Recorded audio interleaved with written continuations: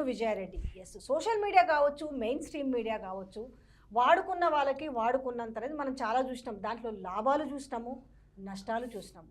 జనరల్గా మనకి social media అయినా మెయిన్ స్ట్రీమ్ మీడియా అయినా ఒక వార్త వచ్చినప్పుడు ఇమ్మీడియట్గా ఒకసారి ఎఫెక్ట్ అవుతాం. అవునా, ఇంత ఘోరమా అనేసి చాలా చూస్తాం మనం. దాని కోవలోకే ఒక వార్త దాదాపుగా ఒక 15-20 రోజుల నుంచో జరుగుతుంది. చాలా ఫ్లోలో ఎన్నో వస్తుంటాయి, పోతుంటాయి. కానీ ఎక్కడో ఒకరు ఫైట్ చేస్తుంటారు. అంటే ఒక 3 నిమిషాలు వచ్చే వార్త కావచ్చు, ఒక 10 నిమిషాలు వచ్చే వార్త కావచ్చు, ఆ వార్తని తిప్పి తిప్పి వేయడం వల్ల ఆ కుటుంబం వెనక ఎంత సంఘర్షణ పడుతుంది. నిజంగా అందులో వాస్తవం ఉంటుంది. నాణానికి ఒకవైపు చాలామంది చూస్తాం, లక్షల్లో మందిని చూస్తాము, కొన్ని కోట్లలో కూడా చూస్తాం. కానీ నాణానికి ఒకవైపు మనం జడ్జిమెంట్ చేస్తాం. అసలు రెండో వైపు ఏంటనే విషయాన్ని ఎవ్వరు కూడా తరచి చూసే ప్రయత్నం చేయరు. చాలా వరకు మీడియాలో వచ్చిన తర్వాత, ఈ కాలంలో జరుగుతున్నాయి, సోషల్ మీడియా వచ్చిన తర్వాత సూసైడ్లు కూడా ఎదుటి వాళ్ళకి సమాధానం చెప్పుకోలేక, తన పైన ముద్రని ఎలా చెరుపుకోవాలో తెలియదు, నిజం ఏం చెప్పుకోవాలో తెలియదు, నిజం చెప్తే నమ్ముతారో నమ్మరో కూడా తెలియదు.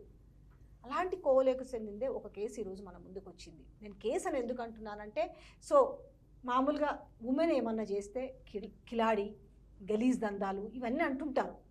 కానీ నిజంగానే అక్కడ జరిగిన వాస్తవం ఏంటి, పేకాట ఆడిస్తూ దొరికిన మహిళ అనేసి మనము చాలా వార్తలు చూసినాము, దాన్ని రిపీటెడ్గా చూసినాము. అసలు దాని వెనుక ఏం జరిగింది? ఈరోజు ఆమె ఒక మీడియాతోటి పోరాటం చేస్తుంది. ఇది కాదు వాస్తవము, ఇది అంటుంది. అసలు వాస్తవం ఏందో మీ ముందుకు తెచ్చే ప్రయత్నం చేశాను. మనతో ఉన్నారు, ఆవిడెవరో కాదండి, ఏదైతే వార్తల్లోకి ఎక్కిందో మాధవిలత ఉన్నారు, దాంతో పాటుగా తను చరణ్ గుర్వాని కూడా ఉన్నారు. నమస్తే అండి, ఫస్ట్ ఆఫ్ ఆల్ మీ ఇద్దరికి నమస్తే అండి. మాధవిలత గారు, చెప్పాను ఇంటర్వ్యూలో పెద్దగా, అంటే ఏదైనా వార్త అందులో మేము ఈ ప్లేస్లో కూర్చొని ఇంటర్వ్యూలు చేసినా మేము కూడా ఏ వార్త వచ్చినా కూడా అవునా మరి ఇట్లా జరిగిందా అనుకుంటాం. అందులో భాగంగా మీ వార్తను కూడా చూసాం మేము. మీకు మీ మీద వచ్చిన ఆరోపణ మాకు ఆయన ఎఫ్ఐఆర్ కాపీలు ఏముందో మేము అంత దూరం తరచి చూడడం జనరల్, ఎందుకంటే వార్త మేము రాయలేడు కూడా కాబట్టి. కిలాడి లేడీ పేకాట ఆడిస్తూ దొరికింది, ఆ ఫోటో రిలీజ్ అయిన దాంట్లో కూడా అట్లానే ఉంది. ఒక 9 మంది మగవాళ్ళు, మీరు, ఒక టేబుల్, దాని మీద ప్లేయింగ్ కార్డ్స్, ఇవన్నీ. అసలు ఈరోజు నేను చూశాను మీడియాలో వచ్చింది, మీరు ప్రెస్ మీట్ పెట్టింది చూసాము, ఇవన్నీ చూసినాము. వాస్తవమే ఉంది కదా అనేది ఆ ఫోటో చూస్తే మాకు అర్థమవుతుంది కదా. ఎందుకు ఈరోజు మీరు మళ్ళీ ఒక మీడియా మీద ఫైట్ కానీ, ఈ చేస్తున్న రచ్చ కానీ ఏంటి అంటే, జరిగింది ఎలాగూ జరిగింది కదా అనేది ఒక వర్షన్, కానీ అది కాదు అని మీరు చెప్తున్నారు. అసలు వాస్తవం ఏంటి చెప్పండి. మీరు మీడియా కదండి, ఒక వార్తను రాస్తారు అని మీరే అన్నారు కదా, ఎఫ్ఐఆర్ చూడకుండా రాస్తారా మీరు? ఒకవేళ ఒక మనిషి మీద నేపం కానీ లీగల్గా ప్రొసీజర్ జరుగుతున్నప్పుడు ఒక వార్త వెలుగులోకి వస్తుంది, ఆ వార్తకు సంబంధించినటువంటి పూర్వపరాలు చెక్ చేస్తారా, చెక్ చేయరా మీరు రాష్ట్రం? యాక్చువల్గా ఏం చేస్తామంటే, అంటే మేము జర్నలిజం నేర్చుకొచ్చిన కానించి కూడా, ఎందుకంటే ఈ వార్త అక్కడి నుంచే మొదలైంది కాబట్టి చెప్తున్నా ఈరోజు. ఇదే కాదు, అంటే దీంట్లో మంచున్నా చెడున్నా ప్రజలు తీసుకోవాలి, జర్నలిస్టులు ఏమని ఉంటే సవరించుకోవాలి. సో మేమే తోపులమని కాదు, లేకపోతే ఎదుటోళ్ళ తోపులని కాదు, జనరల్గా ప్రెస్ మీట్లు పోతాం, అది క్రైమ్ది కావచ్చు, పొలిటికల్ కానీ. ఆ ప్రెస్ మీట్లో జరిగిన వివరాలు వెల్లడిస్తారు. ఆ వివరాల ప్రకారం జనరల్గా వార్త చూస్తాం. క్రైమ్లో కూడా మ్యాక్సిమం ఏం చేస్తారంటే, పోలీసు వాళ్ళు చెప్పిన ఇన్ఫర్మేషన్ ప్రకారం ఒక వార్తని ఎలివేట్ చేసి రాస్తారు, దానికి అద్భుతమైన ఒక తంబ్లైనో ఒక హెడ్లైనో కానీ ఇస్తారు. ఇది మాత్రం జరుగుతుంది. అంటే మీరు అడిగిన దానికి నేను చెప్తున్నాను. పోలీసు వాళ్ళు ప్రెస్ మీట్ పెట్టి చెప్పాలి, లేదా వాళ్ళు అఫీషియల్ నోటీస్ ఇవ్వాలి మీడియాకి, ఈ సో అండ్ సో కేటగిరీ, ఈ సెక్షన్స్ కింద కేసు అయింది, ఈ లీలు దొరికిరు, ఏదో ఇన్సిడెంట్ గురించి రాస్తారు, ఎఫ్ఐఆర్ ఇస్తారు. దాని మీద బేస్ రాస్తారా, లేకపోతే మీ ఇష్టం ఉన్న కథ రాసుకుంటారా? అంతే రాస్తాము. పలానా ఇప్పుడు తిన ఇష్యూలు వచ్చింది ఏంది, ప్లేయింగ్ కార్డ్స్, పేకాట ఆడింది కూడా కాదు, ఆడిచ్చింది అనేది అక్కడ ఉన్న ఒక ఫోటో చూస్తే, ఆ ఫోటో మరి అది పోలీసులు రిలీజ్ చేసింది కదా, ఓ ఫోటో వచ్చింది, ఆ ఫోటో ఒక ఆధారంగా నాకు తెలిసి వీడియో క్లిప్పింగ్స్ కూడా కనిపించలేదు. ఒక ఫోటో పోలీసు వాళ్ళు దేనికోసం అయితే రిలీజ్ చేశారో, ఏ మ్యాటర్ కిందనైతే రిలీజ్ చేశారో, ఆ ఫోటోను పట్టుకొని మనం బాహుబలి చరిత్ర రాసినట్టు మన ఇష్టం ఉన్న చరిత్ర రాసుకొని టెలికాస్ట్ చేయొచ్చా? ఆ ఫోటోను పట్టుకొని ఒక జీవితాన్ని, ఒక మనిషి యొక్క జీవితాన్ని కథగా రాసి, ఆ కథ మూలంగా మరి మనుషులు చచ్చిపోతే ఎవరు రెస్పాన్సిబిలిటీ? పోలీసు వాళ్ళు ఇచ్చారు కదా ఫోటో అని చెప్పి కథ రాసుకోమన్నారా పోలీసు వాళ్ళు ఫోటో? అంటే మరి ఇంకోటి కూడా అంటే దందాలు చేయడం కరెక్ట్ అని కూడా అంటారు. ఇప్పుడు ఏ దందాలు అంటే జనరల్గా వచ్చే క్వశ్చన్ అదే వస్తుంది కదా. ఇప్పుడు దందాలు చేయడం నిజమంటే దందా చేసినట్టు నిరూపించి అడగాలి క్వశ్చన్. మీ దగ్గర ప్రశ్నను పట్టుకోవాలి, సమాధానం ఖచ్చితంగా వస్తుంది మా దగ్గర నుంచి. మీ దగ్గర ప్రశ్న లేదు, ఉత్తగా ఏదో గాలికి మాట్లాడితే ఎట్లా వస్తుంది? దందాలు చేసిరంట అంటే చేయలేదు, చేసిరని అడగాలి మమ్మల్ని. దందాలు చేసిరని ఎవరో చెప్పారు నాకు, మీరు చేసిరా లేదా ఈమెను అడగాలి కదా. ఆవిడ చెప్తే నేను చేసినట్టు రాయండి, చేయలేదని రాయండి. అసలు మాధవిలత గారు, అసలు మీరు ఫస్ట్ క్వశ్చన్ ఇక్కడ నుంచి, అంటే మనం ఒక బిల్డింగ్ గురించి అంటే పునాదుల కానించి రావాలి కాబట్టి మీరు మాకు వ్యక్తిగతం అనవసరం, అంటే మీ బిహైండ్ మీ ఫ్రెండ్ నాకు వ్యక్తిగతం అవసరం లేదు. ఆ కేస్ స్టడీ ప్రకారం చూసుకుంటే అసలు ఏం జరిగింది చెప్పండి, వాస్తవం చెప్పండి, ఫ్యాక్ట్ చెప్తే అది ఎదుటి వాళ్ళకు కూడా అర్థమవుతుంది. పేకాట ఆడిచ్చానో ఆడించలేదో దాని మీద కేసు అయింది. దాని మీద ఏదైనా ఫైట్ చేయాలనుకుంటే నేను అక్కడ చేస్తాను, కోర్టులో చేసుకుంటాను.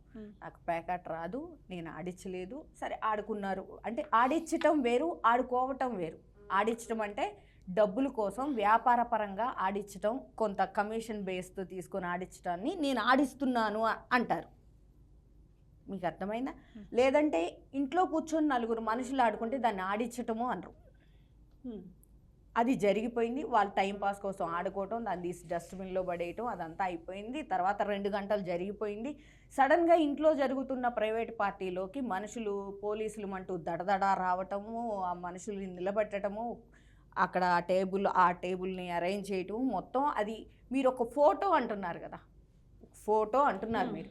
ఫోటో కాదు నాకు కావాల్సింది, అసలు నిజం అదే. నేను మీడియా పూర్వకంగా అదే పోలీసుల దగ్గర ఉన్న వీడియో, డోర్లో నుంచి తీసుకుంటూ వచ్చిన వీడియో, ఆ వీడియోలో ఉంటుంది కదా ఏం జరుగుతుంది, ఏంటి, అసలు పేకాట ఆడుతున్నారా, వీళ్ళు ఎక్కడ కూర్చున్నారు, ఏంటి అనేది ఉంటుంది కదా.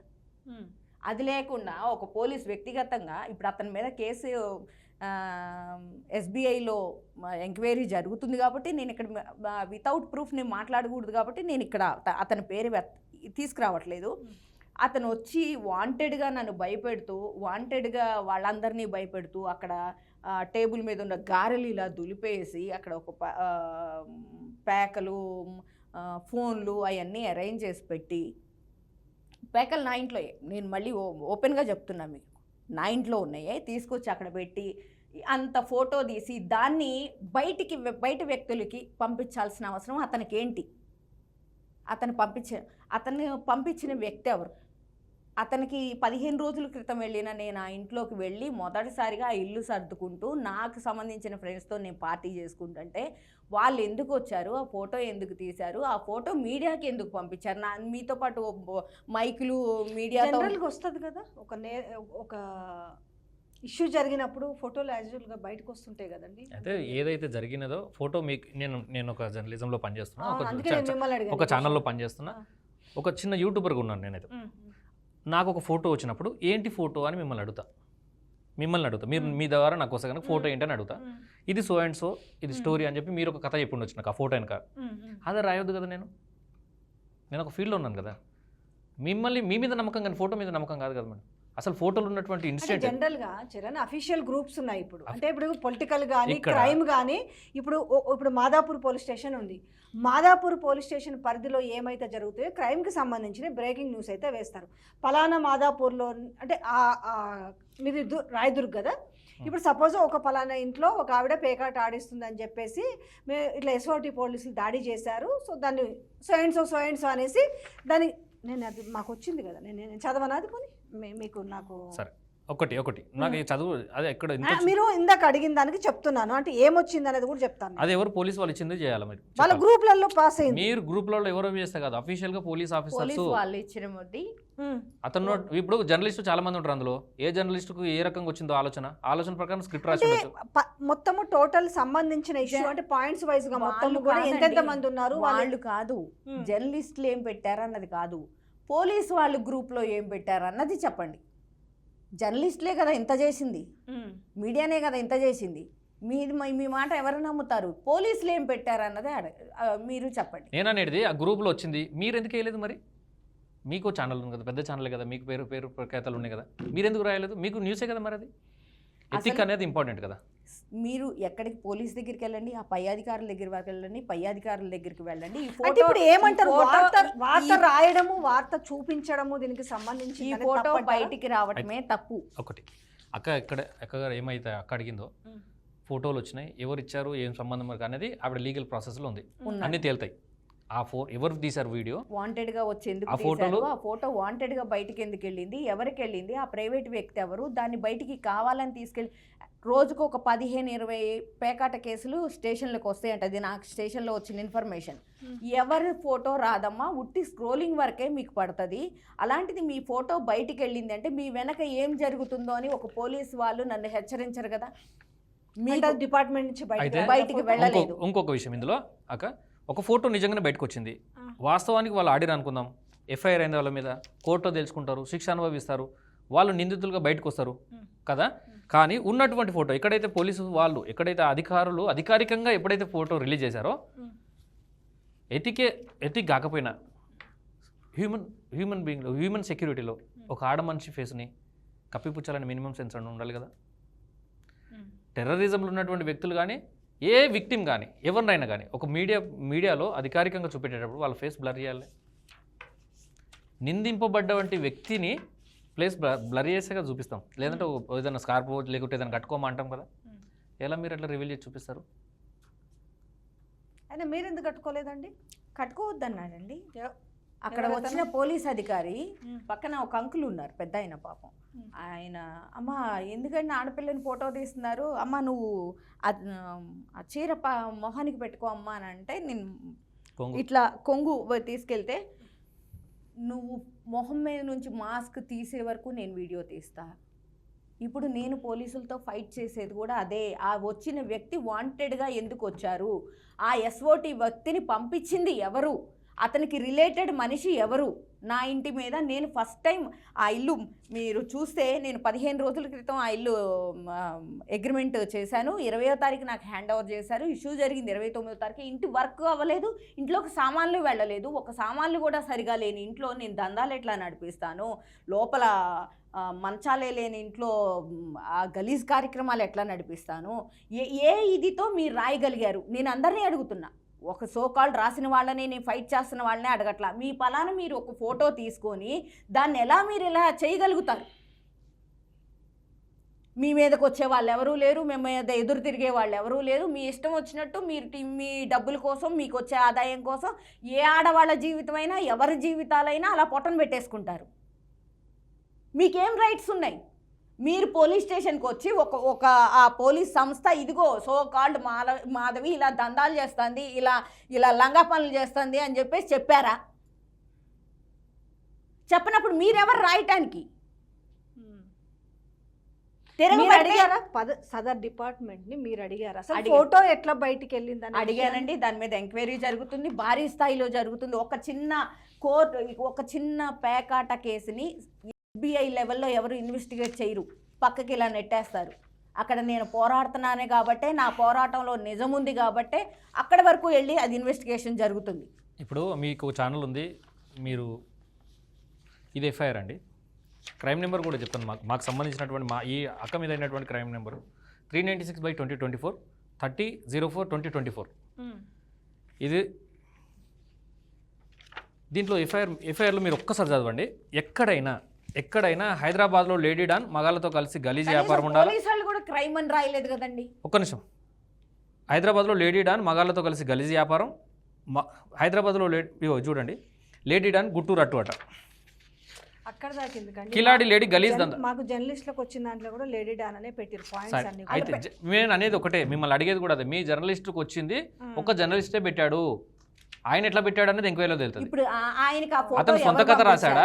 సొంత కథ రాశాడా? అతనికి కమ్యూనికేషన్ అయ్యి ఉన్న వ్యక్తి ఎవరు?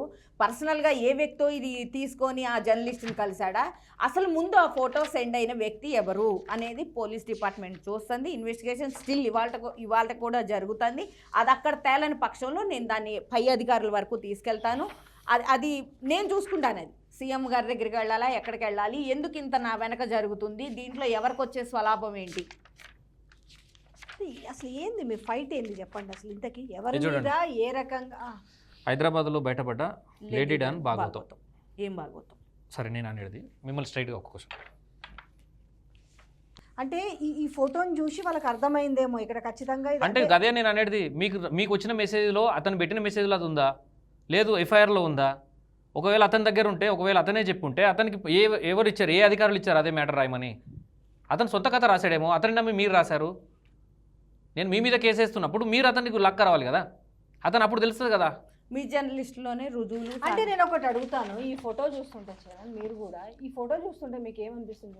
సిగ్గు నేనేమనుకున్నా అంటే ఇప్పుడు దొరికిపోయానేమో సిగ్గుతో తలదించుకున్నట్టు మీకు అనిపిస్తుంది కదా. అంటే నీకు ఈ టేబుల్ ఇదంతా నీకు చూస్తుంటే కూడా ఎట్లుంది చెప్పు, అంటే ఆడిస్తున్నా. అయితే ఇక్కడ సినిమాలో నేను ఒక ఫిల్మ్ మేకర్, చిన్న సైజ్ ఒక షార్ట్ ఫిల్మ్ చేసుకునే ఒక డైరెక్టర్ చెప్తున్నా, అన్నీ అరేంజ్ చేసి స్ట్రేట్గా తీసుకొచ్చి ఆడ ఖాళీ నిలబడమ్మా జస్ట్ ఫోటో కోసం అని చెప్తే మీరు నిలబడతారు. ఫోటో కోసం ఏంటంటే పాపం ఆడి సంతోషం ఎందుకు కావాలి. మందు విందు సంథింగ్ అన్నారు ఏదండి, మరి అక్కడ దొరికిన మందు బాటిల్స్ కూడా దాని మీద ఉండాలిగా. తాగుతూ ఇప్పుడు మందు తెచ్చుకొని కొత్త ప్యాకెట్ ఇక్కడ పెట్టుకొని ఇప్పలే కదా అవన్నీ. మందు బాటిల్ కూడా ఉంటే గ్లాసులు కూడా ఉండాలి, సోడా బాటిల్ ఉండాలి, వాటర్ బాటిల్ ఉండాలి, కనీసం గ్లాసులు ఉండాలి. అవన్నీ ఇంకా గలీజ్ దందాలో ఇంకొంతమంది ఆడాళ్ళు ఉండాలిగా. ఇప్పుడు మీరు అన్నట్టే ఇంకొంతమంది ఆడాళ్ళు ఉండాలిగా. వాళ్ళ ఫ్యామిలీ ఉంది, వీళ్ళ సిస్టర్ ఇట్లా ఉన్నారు, వాళ్ళన్న ఫ్రేమ్లు ఉండాలి కదా మరి. అయితే మీరు నిన్నటి నుంచి నేను దాదాపుగా ఇది బాగా 2-3 డేస్ నుంచి బాగా వైరల్ అవుతుంది. మీరు ఒక దాంట్లో ఇప్పుడు మీరు ఒకటి చూపించారు నాకు, ఇది ఒక దాంట్లో వేశారు అనేసి ఇది ఒకటి చూపించారు. మీరు ఎందుకు మీరు కూడా టార్గెట్ చేసినట్టుగా ఒకటే డిజిటల్ ప్లాట్ఫామ్ మీద ఉన్న దాన్ని పట్టుకొని ఇక్కడ టీవీ ఇంకో సంస్థ కూడా పెట్టి, అయితే ఆ సంస్థలో ఏం రాశారు చూడండి, పైన ఏముంది, పేకాట పాపమ్మ గేమ్ ఫ్రమ్ హోమ్. అవునా, ఇమ్మీడియట్లీ వాళ్ళు వేసింది సెకండ్స్లో. ఒకసారి ఆ వీడియో వాళ్ళతో ఛానల్ టైం డ్యూరేషన్ నేను చూసాను 8 గంటల 18 నిమిషాలు 31 సెకండ్ అండి. అంతసేపు రాశారు వాళ్ళు. వాళ్ళ దగ్గరికి వెళ్తానండి, అసలు ఆ ఫోటో ఎవరిచ్చారు వాళ్ళకి? పోనీ వీళ్ళు కూడా లేడీ డాన్ అని పెట్టారు. వాళ్ళ మీద కూడా వీళ్ళొక్కల దాని మీదనే కాదు. నేను అనేది ఏంటంటే ఇక్కడ ఇష్యూ ఏంటంటే వాళ్ళు అల్లినటువంటి కథ మామూలుగా లేదు. మేము ఇష్యూ చేసేది అక్క కొట్లాడేది కూడా ఏంటంటే ఇది నేను మీకు ఎందుకు పెట్టానంటే ప్రీవియస్లో దీని మీద ఏమన్నా ఉన్నాయేమో తెలుస్తాయి కదా. అర్థమైందా మీకు? నా బ్యాక్గ్రౌండ్ అన్నారు కదా, నేను ఆధార్ కార్డు ఆధార్ పెట్టడానికి. ఇంకా మీకు గతంలో ఎఫ్ఐఆర్లు అయినా తెలుస్తుంది కదా అని ఒక మాట కూడా విన్నాను. మీరు పదే అంటే ఇంతకుముందు ఏవేవో చేసిరు, కలిసి రాలేదు, దాని తర్వాత మీరు మాటికి ఇల్లులు మార్చి పేకాట దందాలు పెడతారనే మాట అయితే విన్నాం. గలీజ్ దందాలు అనేది కాదు, కానీ మేము మా ఇంటి ఓనర్ గారు ఇప్పుడు నేనుండే ఇంట్లోకి ఆగస్టు 18న వచ్చానండి. ఆయన్ని అడగండి ప్రతి నెల నేను రెంట్ వేస్తున్నానో లేదో, రెంటెడ్ ఇంట్లో ఉంటున్నానో లేదో. మరి 3 నెలలకి ఇంకొక ఇంట్లో, 3 నెలలకి ఇంకొక ఇంట్లోకి మారితే ఆయనకి ఎందుకు నేను రెంట్ కడతాను? అది కాదు మేడం, జర్నలిస్ట్ గారు మీరు ఏవేవో విన్నామని మీరు అన్నారు కదా. మరి అమ్మ మాధవీలత గారు మేము విన్నాం ఇట్లా స్టోరీ, ఇది నిజమా కాదని అడిగి కదా మీరు రాయాలి. విన్నాయన్ని ఇస్తారా? అంటే ఇప్పుడు మీ అబ్జెక్షన్ ఏంటంటే ఎఫ్ఐఆర్ కాపీలో ఏముందో అది రాస్తే అయిపోతుంటే ఈ కథనాలు ఎందుకు వండించి వారుస్తున్నారు అనేది అసలు ప్రాబ్లం ఏంది చెప్పండి. కాదండి, అసలు మీరు కూడా ఇంకొక మాట వాడారు, 3 నెలలకు ఒక ఇల్లు 3 నెలలకు ఒక ఇల్లు మారిస్తే 10 రోజులకి ఇల్లు అయినా మారుస్తాను నాకు కన్వీనియంట్గా లేనప్పుడు. దాన్ని అడగటానికి మీకు లేదు. ఆ మారి నెలల్లో నేను తప్పుడు పనులు చేస్తే అప్పుడు మీరు మాట్లాడాలి కదా. ఈ పర్సనల్లోకి మీరు వచ్చి తొంగి చూస్తే, మేము వచ్చి తొంగి చూస్తే మీరేమైపోతారు? నేను క్వశ్చన్ అడుగుతానండి, మీరు ఫీల్ అవ్వనంటే ఇప్పుడు మీరు గేమింగ్ యాక్ట్ ప్రకారం వేసారు మీరు, సరే అది స్టేషన్ కదా, స్టేషన్ బెయిల్ ఎంత 5,000 ఎంత ఉంటుందో మరి జరిమానా కట్టేసి వస్తారు. ఓకే, సో ఆ రోజు ఎస్ఓటి పోలీసులు వచ్చిర్రు, వాళ్ళు దాడి చేసిర్రు, సరే మరి అది బిహైండ్ ఏం జరిగిందో మీ మీద ఒకటే గేమ్ ఇంతవరకు ఓకే. మీరు ఆడినరా ఆడిచ్చిర్రా ఇంకేందో అది పక్కన పెడదాం. మేము ఇది కాదు నా ఇంట్లో ప్రైవేట్ పార్టీ అని మీరు అంటారు. ఆ ఫోటో ప్రకారం మీరు ఆడిస్తారు అనుకుంటారు. మీడియాకు అది దొరికినప్పుడు రాస్తారా రాయరా అని నేను అంటున్నాను. రాయమనండి. మీడియాకు ఆ ఫోటో దొరికినప్పుడు ఎఫ్ఐఆర్ పోలీస్ స్టేషన్ చెక్ చేసి ఏంటండి మాకు ఈ ఫోటో వచ్చింది, ఇది నిజమేనా అని అడగండి. ఆ సదరు మీకు ఆ దాంట్లో ఆ గ్రూప్లో ఆ సిఐ గారు ఏదైతే మీకు పెడతారో దాన్నే రాయండి. ఇప్పుడు ఎఫ్ఐఆర్లో ఉన్నది సిఐ గారికి తెలిసింది ఎఫ్ఐఆర్లో రాయకుండా పోరు, ఎఫ్ఐఆర్లో లేనిది మీ మీడియాకి సపరేట్గా ఎవరు తీసుకొచ్చి ఇవ్వరు. ఏమివ్వరు, వాళ్ళు చెప్పిన ఇన్ఫర్మేషన్ కదా. మరి ఎందుకు రాస్తారు? మీరు రాయరా అని మీరు అడిగారు కదా, మీరు ఎందుకు రాస్తారు? అంతే లేదండి, లూప్లో పెట్టేస్తారు, లైవ్లో పెట్టేస్తారు. లూప్లో పెట్టడం వల్ల అది అవర్స్ ఇది అయిపోయింది 8 hours. నేను ఆ రోజు లూప్లో పెట్టింది వీడియో కాదు, ఒక ఆడ మనిషి జీవితాన్ని నేను వెళ్ళాను. నా జీవితం ఏంది, నా పిల్లలు ఏంది, ఇట్లా ఆగమైపోతున్నాను, ఇట్లా చేస్తున్నారు ఏందని గబగబా వెళ్ళాను అక్కడికి. కిలాడి లేడీ గలీజ్ దందా ఎక్కడండి ఎఫ్ఐఆర్ ఉందా? అది లేదు. రాసినటువంటి సదరు మీ గ్రూప్లో పెట్టినటువంటి జర్నలిస్ట్ ఏమైనా సర్టిఫికేట్లు ఉన్నాయా, లేకపోతే ఈమెను ఎంతమందికి ఏమైనా పట్టుకుని క్రైమ్లో ఏదైనా పట్టుకున్నారా? ఏదైనా ఎఫ్ఐఆర్ ప్రీవియస్ ఉండాలి కదండి. లేదు, అవన్నీ ఏం లేదు. నచ్చిన స్టోరీ రాత్రి ఏదో సినిమా చూసి స్క్రిప్ట్ రాశాడు, బాగుంది, ఆ సినిమాకి సంబంధించిన మరి రేపొద్దున ఇట్లాంటి ఇష్యూ జరిగితే రేపొద్దున నాకు కూడా ఏదైనా బహుమతులు వస్తాయని ఆలోచించాలి కదా.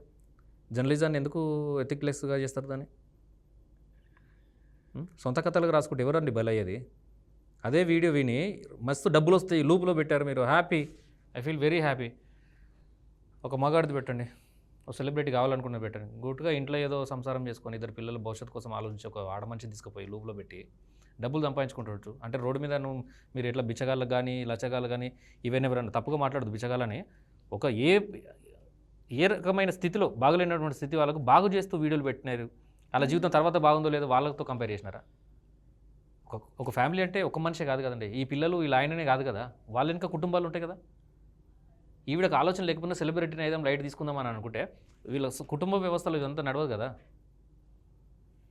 లేడీ డాన్ ఎవరండి ఇప్పుడు? ఈవిడనా? అదే కదా వార్త సారాంశం. మేడం ఒక మాట చెప్తా, మానవత్వంగా గుండె చలించిపోయి నిజంగా చలించిపోయి ఈవిడ వైపు న్యాయం ఉందని అన్ని వదిలేసి 25-26 రోజుల నుంచి ఈవిడ పక్కనే ఉండి నిలబడుతున్నా. ఒకవేళ నాలాంటి వాళ్ళు నిలబడకపోయినా ఆవిడకి ఇంకేదైనా రకమైన ఫోర్స్ వచ్చినా మనసు చచ్చిపోతే ఆ క్షణం మనిషి కూడా చచ్చిపోవు. ఎవడో ఇద్దరు ఇప్పుడు చూసినటువంటి మీ పిల్లలు చూసినట్టు పిల్లలకి ఎవరు అనాథాలుగా రోడ్డు మీద తిరగటంలా బాగా ఇదైపోయినారు. ఉరేసుకొని చచ్చిపోతే పరిస్థితి ఏంది? అంటే నీ పైసల కోసము, నీ లైక్స్ కోసం, నీ షేర్స్ కోసం, నీ కామెంట్స్ కోసం ఒక జీవితం తీసుకుపోయి లూప్లో పెట్టేసి టెలికాస్ట్ చేస్తున్నాడువా?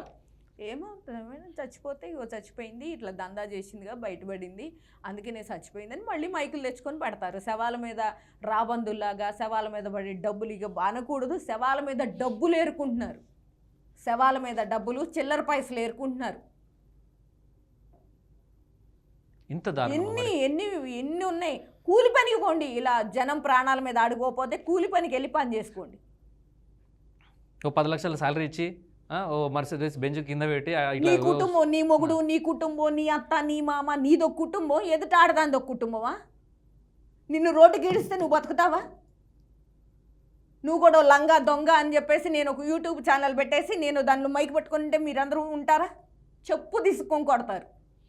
కాదు చరణ్, ఒక డౌట్ ఇక్కడ. ఇప్పుడు చాలామంది ఇళ్ళల్లో ప్రైవేట్ పార్టీలు చేసుకుంటుంటారు, గెస్ట్లు పిలుచుకుంటారు, అందులో మేల్ రావచ్చు, ఫీమేల్ రావచ్చు, జరుగుతుంటుంది. ఎందుకు అంటే ఒక విషయం కూడా ఆలోచిద్దాం. అసలు కథ ఎక్కడి నుంచి మొదలైంది అన్నప్పుడు, ఇంట్లో ప్రైవేట్ పార్టీ జరుగుతున్నప్పుడు ఒక ఎస్ఓటీ పోలీసులు వచ్చి దాడి, అంటే ఇది కూడా రేజ్ అవుతుంది క్వశ్చన్. నిప్పులేందే పొగరాదు అన్నట్టుగా. సరే ఇది తర్వాత మాట్లాడదాం. ఓకే, ఇది రాసుడు అనేది కూడా ఎవరు అంటే నిజంగానే ఎఫ్ఐఆర్ కాపీలు ఉన్నదే రాయాలి. సరే, కొందరి వాళ్ళకి అలవాటై వండి వాచినా కూడా ఎవరు ఎదురు తిరిగి మాట్లాడరు కాబట్టి నడిచిపోతుంది కాబట్టి రాసిరేమనుకుందాం. కాదమ్మా, చాలామంది ఇళ్ళలో మేము చేసుకుంటాం, మనం చేసుకుంటాం, ప్రైవేట్ పార్టీలు జరుగుతాయి, జరగడం తప్పు కాదు. కానీ ఎందుకు మీ ఇంటి మీద, సరే మీరు 15 రోజుల క్రితం తీసుకున్నారా, సంవత్సరం క్రితం తీసుకున్నారా, 10 ఇండ్లు మారిరా అనేది కూడా సంబంధం లేని మ్యాటర్. ఎందుకు మీ ఇంట్లో ప్రైవేటు పార్టీ జరుగుతుంటే దాడి చేయాల్సినంత అవసరం అసలు ఏమొచ్చిందనే క్వశ్చన్ రేజ్ అయిన దానికి ఏం ఆన్సర్ చెప్తాను? నేను అదే కదా మేడం అడుగుతున్నాను. నా ఇంటి మీదకే ఎందుకు వచ్చారు, నన్నే ఎందుకు టార్గెట్ చేశారు? ఆ పంపించిన కానీ మీరు గతంలో పేకాట నిర్వహిస్తున్నప్పుడు జరుగుతుంది, అందులో ఎవరైతే పేకాటలాడి నష్టపోయినారో వాళ్ళు ఎస్ఓటీ పోలీసులకు ఫోన్ చేయడం వల్ల దాడి చేసి ఇంతవరకు కథ నేను కూడా రేపొద్దున ఒక పేకాట ఇది మీద ఉండి నేను కూడా ఇగో వాళ్ళ ఇంటికి వెళ్ళి నేను పేకాట ఆడాను, నాకు 1 లక్ష పోయినాయి అని చెప్పేసి నేను కంప్లైంట్ ఇస్తాను. అది నిజమవుతుందా? పూర్వాపరాలు ఆలోచించరా? అసలు ఈమె ఫోన్ నుంచి ఆయన ఫోన్ వెళ్ళిందా? ఈ పేకాట కోడు కానీ అక్కడికి వెళ్ళాడా? అసలు ఈమె పేకాడుతుందా, ఆడట్లేదా, ఆడిచ్చే మనిషినా కాదా, ఏందని తీసుకుంటారు లేదా? మీరు ఏం తెలవకుండా ఎందుకు వస్తారు? మీ అదే తెలవాలా, మీ పేరు తెలవాలి, ఇన్ని తెలవాలి, అన్నీ తెలిసే వాంటెడ్గా వచ్చారనే కదా నేను వాంటెడ్గా వచ్చినా, లేకపోతే ఏమన్నా పొలిటికల్ మీద మీరు గతంలో ఏదో టీడీపీ పార్టీలో కూడా ఏదో ఉన్నారని విన్నాం, ఒక పార్టీ సారీ టు సే పేరొద్దు కానీ ఏమన్నా మీకు అంటే ఏంటి ఏదో ఒకటి మీ మీద ఎవరో ఒకరు గ్రడ్జ్ పెట్టుకునే వచ్చారు. ఎవరు వాళ్ళు అనేదే నేను ఇప్పుడు పోలీస్ డిపార్ట్మెంట్ని అడుగుతున్నా. ఎందుకంటే నా సొంతంగా నేను ఎవరి మీద అభియోగం, ఎందుకంటే సాక్ష్యం లేని మాట మనిషిని ఎంత బాధిస్తుందో అర్థమవుతుంది. సాక్ష్యం లేని ఇవే నా జీవితమే. నేను ఇంకొకళ్ళ మీద అలా సాక్ష్యం లేని మాట మాట్లాడొద్దు, వీళ్ళు అని చెప్పేసి నేను చెప్పను. నాకు పోలీస్ సంస్థ ఇన్వెస్టిగేషన్ చేస్తుంది, నాకు ధైర్యం చెప్పి పంపించింది, నీ వెనక మేము ఉన్నామమ్మా, మేము చూసుకుంటామని చెప్పి పంపించారు. నిర్ణయం నేను వాళ్ళకే వదిలేసాను. కానీ పేరు చెప్పరు కదా, నాకు తెలిసిన ఇన్ఫర్మేషన్ ప్రకారం ఎస్ఓటీ వాళ్ళకి ఎట్లా మీరు చెప్పండి చరణ్ ఒక మాట. నేను అదే ఎస్ఓటీ వ్యక్తికి ఫోన్ చేశాను.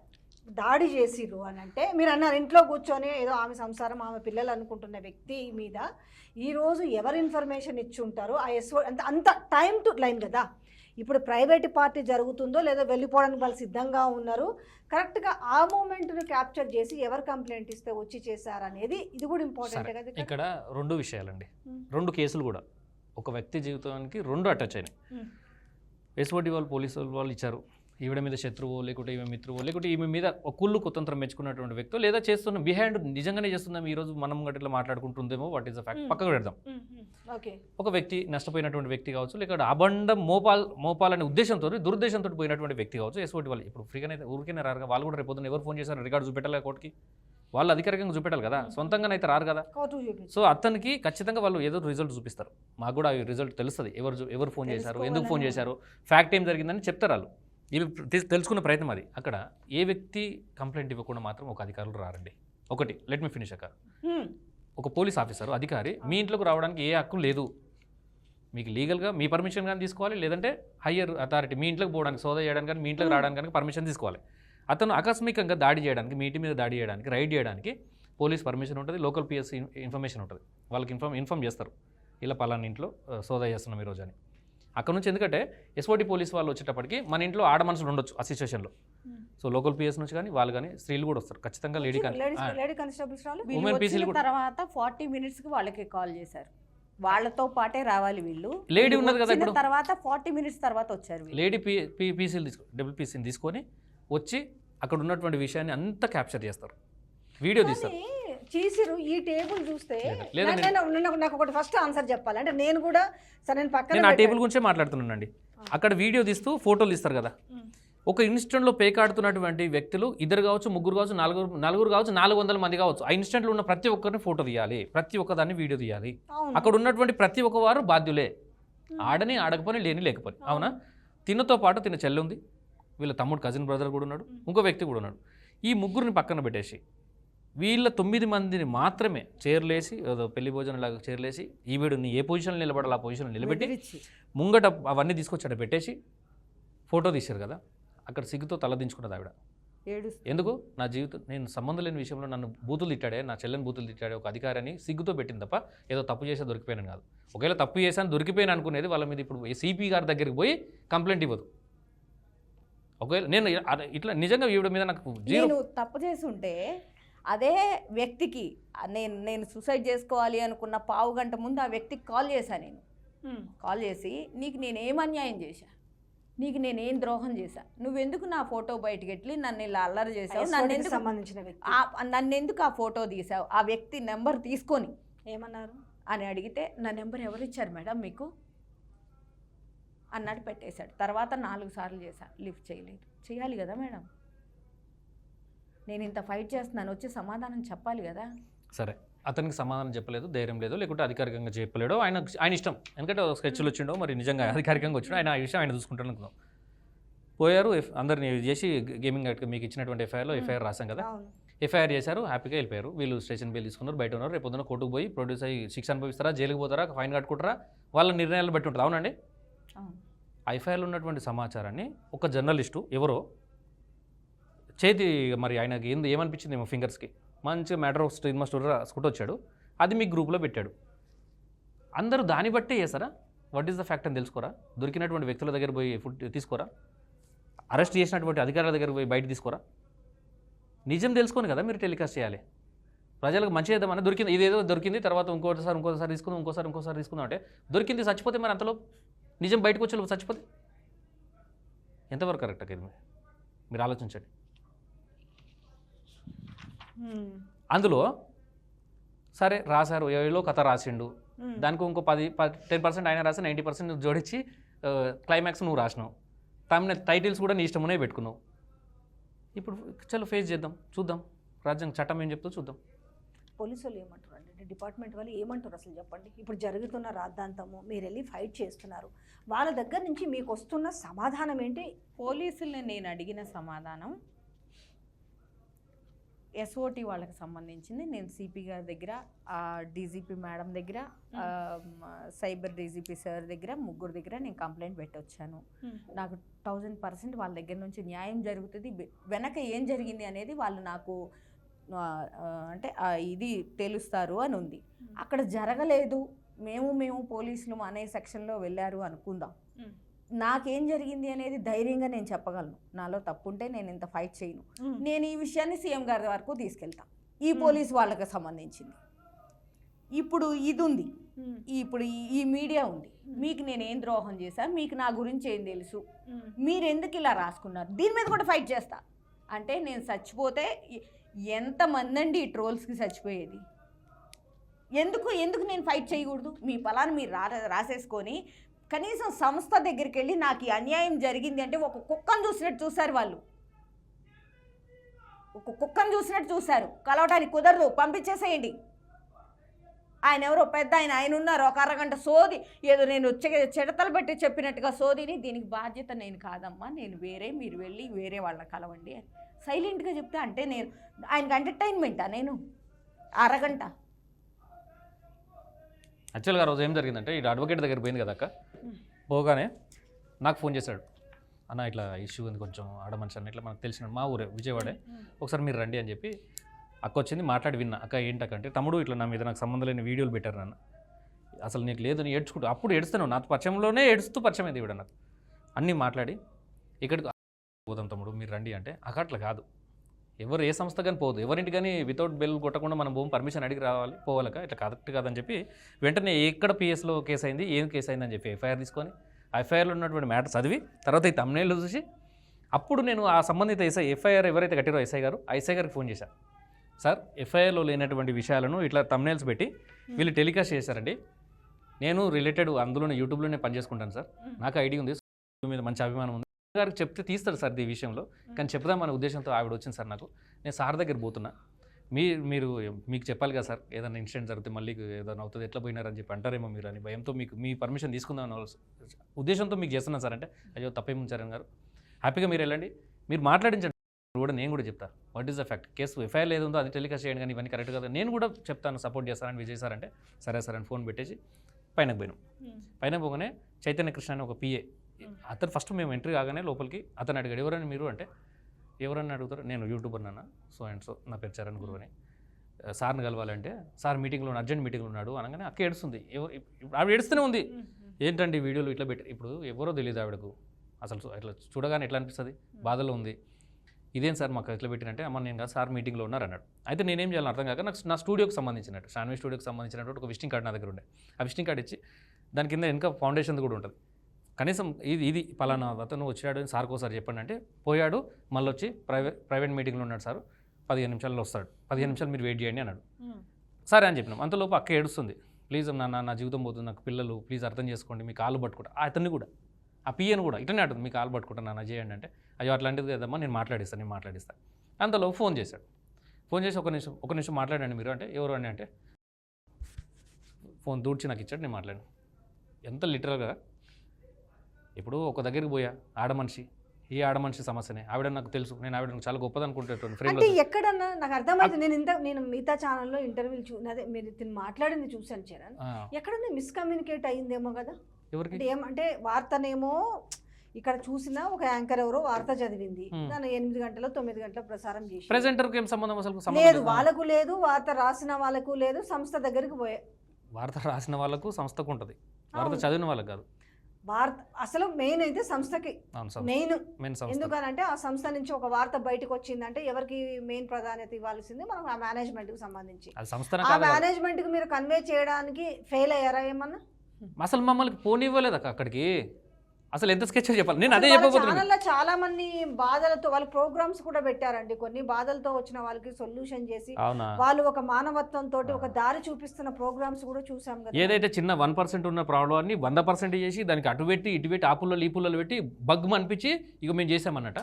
అంటే ఇలా మీకు నచ్చలేదు, బాధ అనిపిస్తుంది కాబట్టి, నచ్చలేదు కదా, ఒక జీవితం సర్వనాశనం చేశారు కదా, ఈ బాధ కదా, ఇదే బాధ స్టూడియోకి తీసుకొచ్చి 10 మందిని కూర్చోబెట్టి 10 విషయాలు తెలుసుకొని మేము ప్రపంచానికి ఏదో చేస్తున్నాం అన్నప్పుడు ఈవెన్ కూడా పిలవాలి కదా, తెల్లారి ఈమెను పిలవాల్సింది కదా, ఈమెను పిలిచి మాట్లాడాల్సింది కదా, అక్క అసలు మీ ప్రాబ్లం ఏంది, మీకేం జరిగింది, దొరికిర్రా, మీరు లంగన దొంగన, ఎఫ్ఐఆర్లు ఉన్నాయా, పాత ప్రీవియస్ తీసుకురండి మీరు, పాపం మా దగ్గర లేవు, ఏదో న్యూస్ అయితే రాసినా మీ మీద కేసులు ఉన్నాయి కదా వాళ్ళని తీసుకురండి అనాలి. లేదంటే ఇవి ముంగటనే సాక్ష్యాలు పెట్టి మొహం చెప్పు తీసుకుని కొట్టాలి అప్పుడే.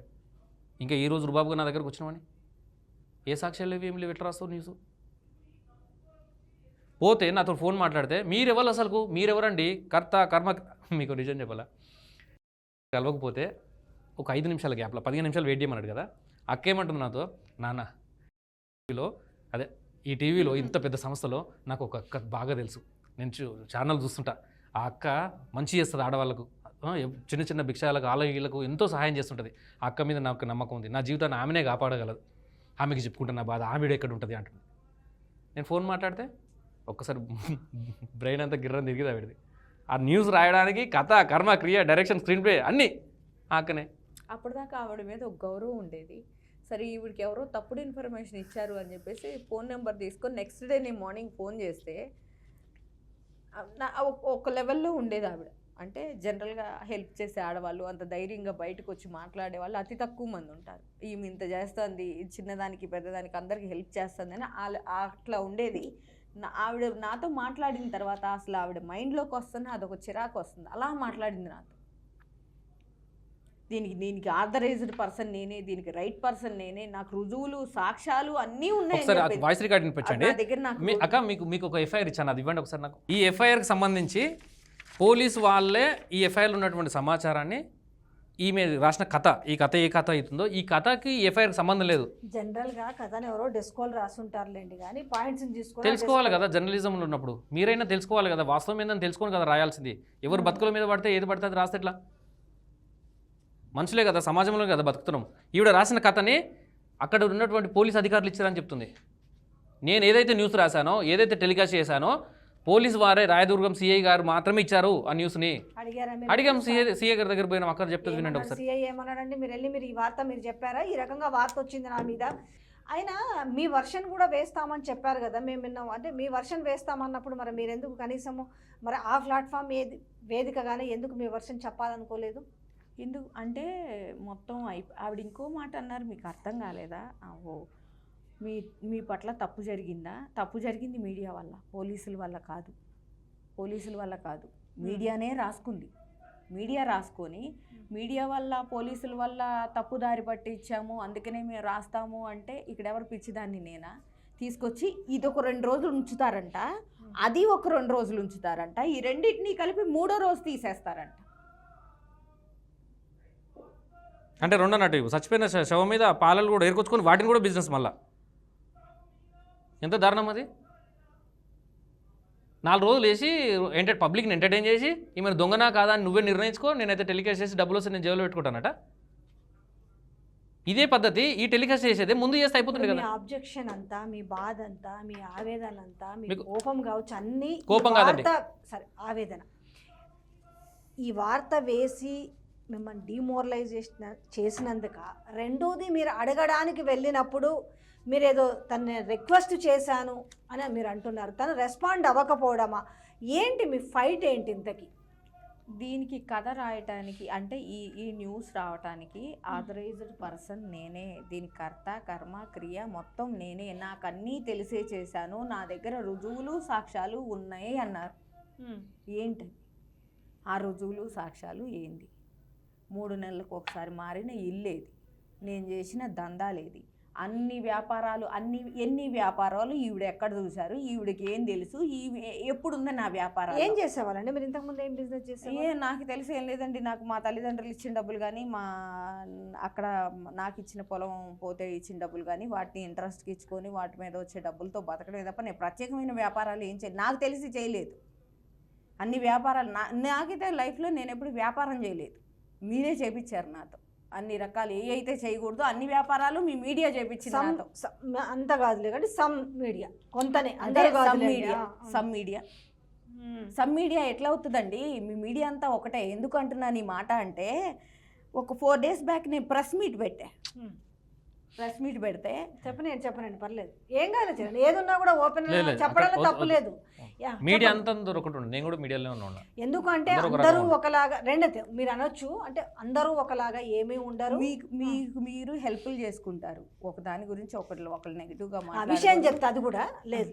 నేను ఒకటి చెప్తాను, అంటే ఒకే ప్లాట్ఫామ్ మీద ఉన్నప్పుడు ఏంటంటే కొంచెం మంచో చెడో తరుచుకొని రోజు ఎప్పుడు ముఖముఖాలు చూసుకునే వాళ్ళం కాబట్టి ఇప్పుడు మీతో మాట్లాడిన తర్వాతనే నేను ఒక కంక్లూజన్కి వచ్చాను. నేను లేకపోతే ఏదో నేను నా అంతలు నేను కూర్చొని నేను కూడా వండి వార్చలేదు. సరే మీ వర్షన్ నేను వినిపించాలి అనేసి, ఎందుకంటే అన్ని మీరు కూడా మీడియా వర్షన్ చూసినాము, మీన్స్ కథనాలు చూసినాము కొన్ని. అసలు మీరు చెప్పదలుచుకున్నారు, మీరు ఏంటంటే నోటితో కాకుండా మీరు ఆ పేపర్లు పట్టుకొని మీరు సాక్ష్యాలు పట్టుకొని వచ్చారు కాబట్టి నేను కూడా నిజంగా సాక్ష్యాలు లేకపోయి ఉంటే నేను కూడా కూర్చోబెట్టి నేను చేసేదాన్ని కాదు వాస్తవానికి. అయితే నేనేమంటున్నాను, ఏదైతే మీరు రాసిన కథనాలు, మీరు టెలికాస్ట్ చేసినటువంటి కథనాలలో ఎఫ్ఐఆర్ ఉందా, ఎఫ్ఐఆర్లో మ్యాటర్ ఉందా, లేదు ఈరోజు మేము మాట్లాడుతున్నటువంటిది అక్కగానే నేను మాట్లాడుతున్న విషయాలకు ఎఫ్ఐఆర్ ఉంది, కావాలంటే చూడండి. చూసిన అందుకే కదా నేను కూడా అట్లా ఏం జరిగింది అనేది మీతో కనుక్కోవడానికి నేను దాన్ని కూడా ఒక మాట చెప్తా. ఇప్పుడు ఒక మనిషి మీద ఎఫ్ఐఆర్ కాగానే నిందితుడు అయిపోరు కదా, కోర్టు ప్రొసీజర్ ఉంటుంది కదా, ధర్మాసనం కదా చెప్పాల్సింది దొంగన కాదా అని. ఎందుకు అట్లా ఈ ధర్మాసనం చెప్పకముందుకు ఇట్లా చేసేసారు? ఆ ఎఫ్ఐఆర్ మీద గెలుస్తా కదా, ఎఫ్ఐఆర్కు ఈ న్యూస్కి మనం గెలవగలరా మీరు? మీరు ఇంకొక మాట చెప్పారు కదా, ఎఫ్ఐఆర్లో మీరు రాయదుర్గంలో ఇచ్చిన ఎఫ్ఐఆర్లో నా పేరు ఫస్ట్ ఎందుకు A1 పెట్టారు అని అడిగా నేను. మేడం మీరు ఆడుతున్నట్టు కాదు, నీకు రెంటల్ అగ్రిమెంట్ మీ పేరుతో ఉంది కాబట్టి మీరు A1 అని వచ్చారు, మీ మీద క్రైమ్ అని కూడా అందుకే పెట్టలేదు, మీరు ఆర్గనైజర్ అని కూడా నేను రాయలేదు.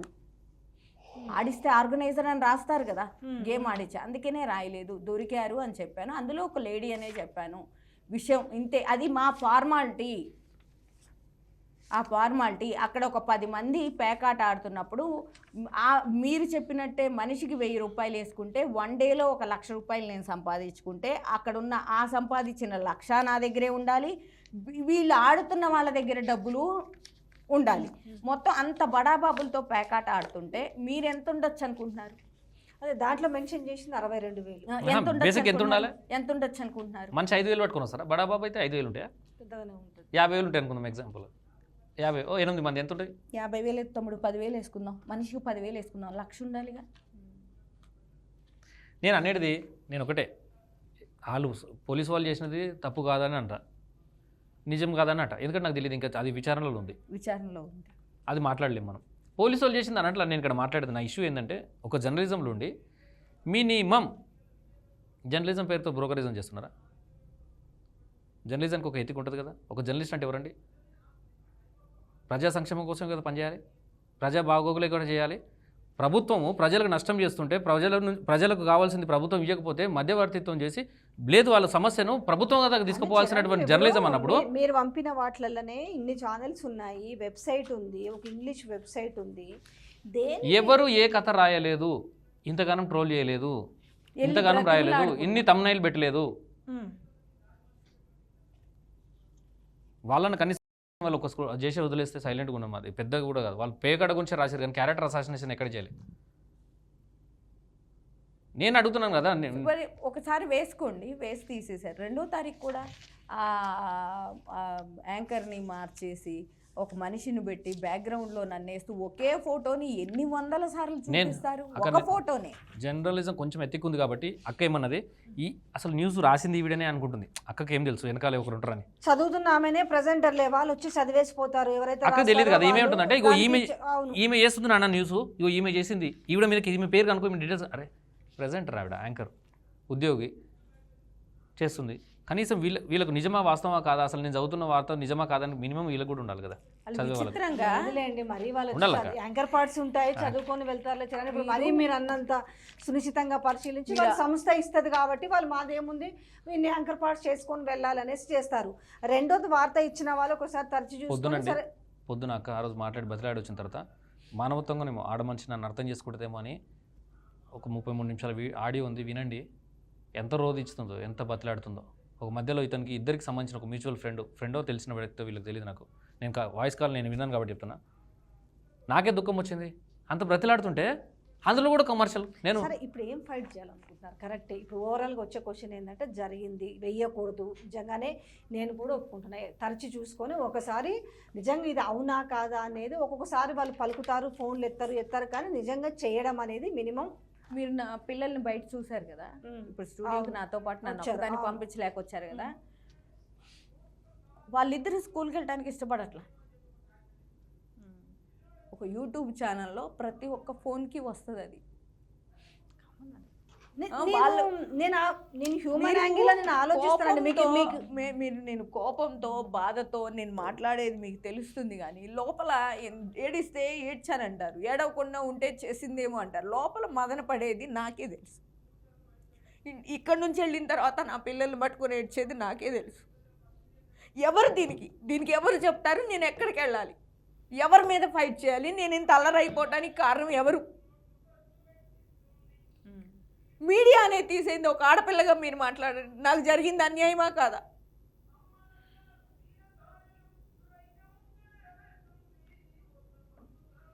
ఇప్పుడు మీరు పోలీస్ డిపార్ట్మెంట్ నుంచి ఎలాంటి న్యాయం కోరుకుంటున్నారు? లేదండి. రెండోది మీకు రెండు అటువైపు, ఎందుకంటే ఎస్ఓటి పోలీసు వాళ్ళు కూడా అందులో ఎవరో కదా చాలా దారుణంగా బిహేవ్ చేశాడు. ఈమె చీర కొంగ అడ్డు పెట్టుకుంటున్నా కూడా పెట్టుకొని ఇవ్వలేదు అనేసి ఈమెను బెదిరించారు. ఇదే చిటికలేస్తూ నెక్స్ట్ డే వాంటెడ్గా వచ్చాడు. నెక్స్ట్ డే నేను ఫోన్ చేస్తే మీరు ఎవరమ్మా ఏంటి ఫోన్ చేశారు? కొన్ని వందల కేసులు చూస్తారు ఒక రోజులో, వాళ్ళు 5-6 కేసులు చూస్తారు ఎస్ఓటి వాళ్ళంటే. పోనీ 2-3 చూస్తారు, 2-3 కేసులు చూస్తారు ఎస్ఓటి వాళ్ళంటే. చేసిన వ్యక్తి ఎవరు, ఈవిడ నాకు ఎందుకు ఫోన్ చేసింది, ఈవిడికి నాకు ఉన్న గొడవ ఏంటి అని కూడా ఆలోచించకుండా మీకు నా నెంబర్ ఎవరిచ్చారు మేడం అని నువ్వు అంత టెన్షన్ పడుగుతూ అడగాల్సిన పని ఏముంది? నేనే అని నీకు ఎలా తెలుసు? మనం చేసి మాట్లాడచ్చు కానీ అధికారికి ఇప్పుడు మనకి ఎవరైతే ఎఫ్ఐఆర్ చేసిన సీఏ గారు ఉన్నారో, సీఏ గారు రాయదుర్గం సీఏ గారికి మాట్లాడచ్చు మీరు. ఆ విషయం అంతా పోలీసు వాళ్ళు ఇచ్చారని సమాచారం పలానా న్యూస్ ఛానల్ వాళ్ళు చెప్తున్నారు కదా సార్, మరి మీరు ఇచ్చారా నిజంగానే అని చెప్పి మీరు అడగచ్చు రాయదుర్గం ఎస్ఐ గారు, సీఏ గారిని అడగచ్చు. చెప్పండి, ఏమన్నా అవుతారేమో. అవుతారు, 100% అవుతారు. ఇన్ఫర్మేషన్ ఇచ్చారు. మీకు మాట చెప్పాలి మేడం, ఒక పేక ఆటలో 8 మంది మగాలతో దొరికిన ఒక స్త్రీ, వాస్తవం అనుకుందాం నిజమే, మనం ఒక వ్యూవర్గానే ఆలోచిద్దాం. 8 మంది మందు బాటిల్ పెట్టుకొని పేగాటలు పెట్టుకొని 8 మంది మగవాళ్ళ మధ్యలో ఒక ఆడది ఉంది అంటే ఆడదాని క్యారెక్టర్ చీఫే అనుకుంటాం కదా. 949191. అయితే అక్క ఫోన్ చేసే ముందు ఒక మాట, చీఫ్గా చూడాలి కదా, కానీ ఎంత ఉన్నతంగా చూస్తారు చెప్పండి. ఫ్యాక్ట్ ఏందో తెలుసుకున్నారు, అవును, ఫ్యాక్ట్ ఏందో తెలుసుకుని అధికారి ఎంత రెస్పాండ్ అయ్యాడో. వెంకన్న, సిహెచ్ వెంకన్న సిఐ గారు. సో మీకు ఇప్పుడు పాజిటివ్ రెస్పాన్సే వస్తుంది మిమ్మల్ని. హలో నమస్తే అండి, సిఐ గారు వెంకన్న గారా? నా పేరు విజయారెడ్డి అండి, నేను సీనియర్ జర్నలిస్ట్ మాట్లాడుతున్నాను. ఒక చిన్న నమస్తే అండి. ఏం లేదు, ఇది మన మాధవీలత గారి ఇష్యూ ఉంది కదా, తను మాధవీలత అనేసి గేమింగ్ యాక్ట్ కింద ఎస్ఓటి పోలీసులు దాడి చేసి అరెస్ట్ చేసి ఏదో ఫైన్. ఏందండి తను ఇప్పుడు పాపం ఎక్కని మీడియా అంటూ లేదు, మీరు ఇంతవరకే ఇచ్చారా? ఆమె గలీజ్ దందాలు నడుపుతుంది, గేమింగ్ డాను, ఇవన్నీ ఇట్లాంటివి ఏమన్నా మీడియాకి మీరు ఏమైనా ఇన్ఫర్మేషన్ పాస్ చేశారా అండి? అవునా, అంటే మా దగ్గర సాక్ష్యాలు ఉన్నాయనేసి అందరు ఆ వార్తలు వేశారనేది ఆమె బాధపడుతుంది. అసలు ఏంటి అనేది ఒకసారి అందుకోసమే మీకు ఫోన్ చేశానండి. అంతే. జనరల్ గా మేము అసలు అలాంటి ఏం చెప్పమండి, ఒకవేళ చెప్పినా కేసుకు సంబంధించిన మాత్రమే చెప్తాం తప్ప మీరు ఎఫ్ఐఆర్ కాపీ చూస్తే తెలుస్తుంది అందులో ఏముంది అనేది. చూసాను, ఎఫ్ఐఆర్ కాపీ చూసాను, మేము అంతే చెప్తాం, ఇంకా మాకు మిగతా వారితో మాకు సంబంధం లేదు. ఇంకొక చిన్న క్లారిటీ సార్, ఏం లేదు, ఫోటో ఉంటుంది కదా మహిళల వాటికి జనరల్గా బయటికి పోలీసు వాళ్ళు ఇచ్చినా కూడా ఒక బ్లర్ కానీ లేకపోతే ఒక మాస్క్ కానీ వేయించిస్తారా, లేకపోతే ఫేర్ ఫోటో ఇస్తారా అండి మీడియాకి? అసలు మేము ఫస్ట్ ఫోటోనే చూపెట్టాం ఎవరికి. ఓకే ఓకే ఓకే, అసలు ఫోటో చూపెట్టడం అనేది అగైన్స్ట్ లా, చూపెట్టకూడదు, పేజ్ చూపించకూడదు. మరి బయటికి వచ్చింది కదండి, అంటే ఎవరి వల్ల వచ్చి ఉంటుంది అది నేను చెప్పలేను. Okay, thank you so much అండి. మేము కాదు, మేము అప్పలేదు, మేము చెప్పలేము. ఇప్పుడు చెప్పండి. ఇక్కడ మేము వాయిస్ రికార్డ్ మీకు పంపిస్తాం వినండి. వాయిస్ రికార్డులో ఈ కిలాడి లేడీ గలీజ్ దందా ఈవిడకి సంబంధించినటువంటి అన్ని ఆరోపణలు అండి రాయదుర్గం సిఐ గారే నాకు పంపించారు. రాయదుర్గం సిఐ చెప్తేనే మేము న్యూస్ రాశాను, ఫేక్ రాయలేదు, న్యూస్ వేసాను, సిఐ గారు వేసిన న్యూసే వేసాను అనేది ఆడియో కాల్ ఉంటుంది చూడండి, మీరు వినండి, మీకు పంపిస్తాను నేను.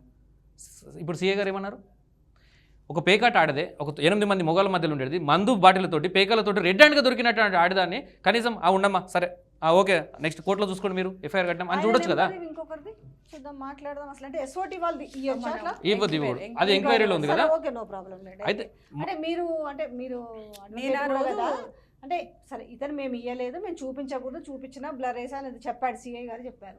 ఇప్పుడు ఎస్ఓటి వాళ్ళు ఇవ్వచ్చా? అది అధికారి కదా అధికారత అనేది అగనిస్ట్ ఆఫ్ లా కదా. ఇవ్వకూడదు అరే మీరు కూడా ఇవ్వకూడదు అది అగనిస్ట్ ఆఫ్ లా చట్ట విరుద్ధమైనటువంటి పని. అంటే ఒకటండి మీరు చెప్తున్నది ఏంటి బిహైండ్ నా మీద చాలా కక్ష కట్టారు అని అంటున్నారు. రెండోది చూద్దాము. సరే మీడియా రాసింది ఒక ఆస్పెక్ట్ అయితే మీ మీద అంత గ్రడ్జ్ ఉండి కక్ష ఎవరు కట్టారని మీరు అనుకుంటున్నారు? నేను ఇక్కడికి వచ్చింది 7 నెలలు 7 నెలలే.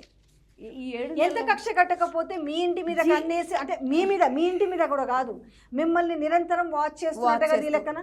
ఏంటంటే అసలు మీరు ఎప్పుడు వచ్చారు ఎక్కడుంటున్నారు మీ ఇంట్లో ఎప్పుడు ఒక పార్టీ జరుగుతుంది మీరు ఏం చేస్తున్నారని మిమ్మల్ని వాచ్ చేస్తున్న వాళ్ళే ఇచ్చుంటారు కదా. అది ఆ వాచ్ చేస్తున్న వాళ్ళు ఎవరు అనేది నేను ఆల్రెడీ స్టేషన్లో కొంతమందిని చెప్పాను. అంటే నాకు ప్రత్యేకమైన శత్రుత్వం వెళ్ళదండి. నాకున్న సర్కిల్ ఇదే.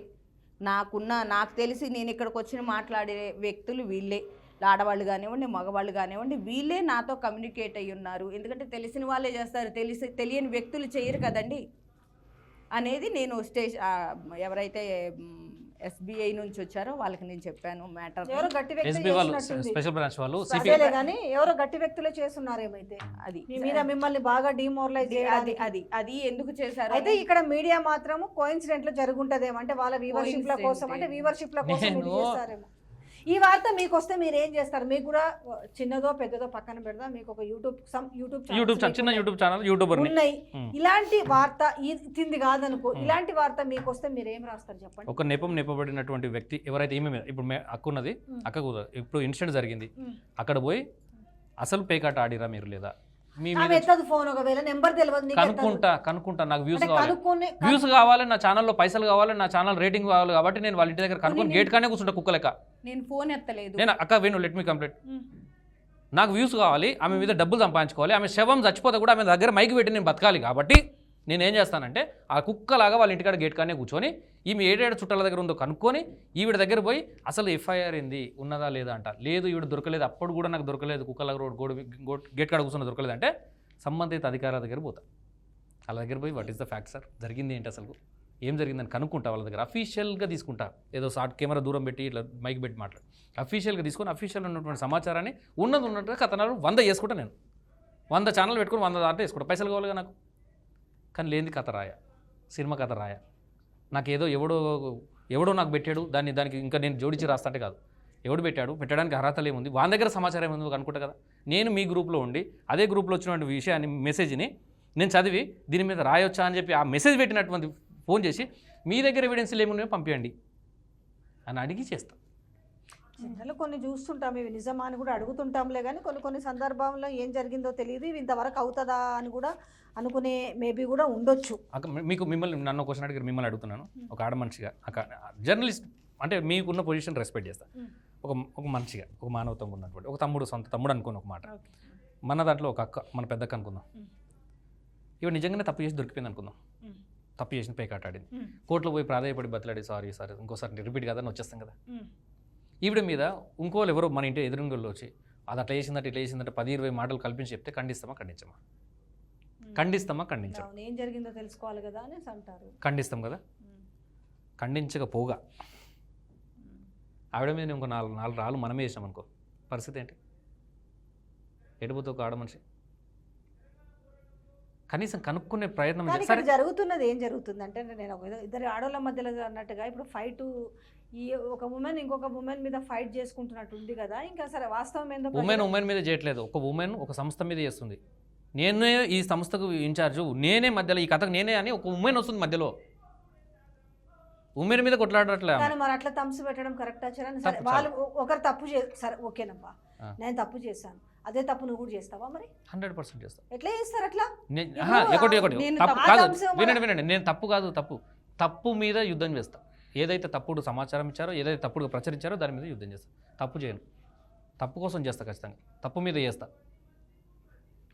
నేను ఎఫ్ఐఆర్లో లేనటువంటి విషయం చెప్పట్లేదు కదా. నేను ఇప్పుడు సంస్థను కానీ పోలీసుల నుంచి సరే ఎంక్వైరీ జరుగుతుంది. నేను వాళ్ళు ఇప్పుడు సో అండ్ సో కాల్డ్ సంస్థ మీద కేసు అయింది, ద గ్రేట్ యాంకర్ మీద కేసు, జర్నలిస్ట్ మీద కేసు అయింది అని చెప్తా. నేను బరాబర్ చెప్తా, బరాబర్ మ్యాటర్లు ఉన్న మ్యాటర్లు తీసుకుంటా. నేను ఈ మ్యాటర్నే రాస్తా. రేపు నువ్వు ఏ అధికారికంగా నువ్వు అడిగావంటే ఇగో నా దగ్గర ఎఫ్ఐఆర్ వచ్చింది అంట, నా గ్రూప్లో మెసేజ్ వచ్చింది. ఇదే సిఏ గారి దగ్గర కూడా పోయి దీని మీద నాకు ఒకసారి బయట ఇవ్వండి అంట. సిఏ గారు ఇవ్వకపోతే ఏసీపీ గారి దగ్గర పోతా, సార్ దయచేసి దీని మీద ఒక క్లారిటీ ఇవ్వండి అని అడుగుతా. కరెక్టే. ఇప్పుడు దీనికి ఏంటి అంటున్నాను, అంటే దీనికి ఇప్పుడు కామాల్లో నడుస్తుంది ఈ టాపిక్, దీనికి పులిస్ స్టాప్ ఎక్కడి వరకు వెళ్తుంది, మీరు మీకు కావాల్సిన రిలీఫ్ ఏంటి, మీరు ఏం కోరుకుంటున్నారు? మీరు నా ప్లేస్లో ఉంటే ఏం చేస్తారు సార్ అని నన్ను అడిగినప్పుడు, ఆ వార్త ప్రచురించినటువంటి వ్యక్తి ప్లేస్లో మీరుంటే మీ దగ్గరికి ప్రాధేయపడడానికి ఈ స్త్రీ వస్తే మీరు ఆ వార్తను ఆపే ప్రయత్నం కానీ తీసే ప్రయత్నం చేసి ఫ్యాక్ట్ ఏందో తెలుసుకునే ప్రయత్నం చేస్తారు చేరా? డెఫినెట్గా చేస్తాం. రైట్, ఇక నెక్స్ట్ అక్క మాట్లాడుతుందా ఆమె చెప్పండి ఏం జరిగింది. మాధవీలత గారు ఓకే డన్. ఇప్పుడు జరిగింది మాధవీలత కాదండి, ఉట్టి మాధవి నా పేరు. సరే మాధవినా, మాధవీలత అని రాసినట్టుంది. రాసుకుంటారండి, ఏదైనా రాసుకుంటారు. పేరు కూడా తెలియదు కదా సరే. అసలు పేర్లు రాసుకుంటారు, మొగుళ్ళు పేర్లు మారుస్తారు, ఏదైనా చేసేస్తారు. ఇందులో ఇది కూడా జరిగిందా మళ్ళీ? మాధవి.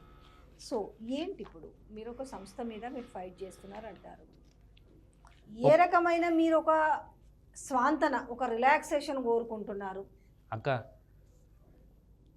ఏడుస్తూ గారిని కలిపి అంటే అక్కడ డ్రామా క్రియేట్ చేసిరాడా?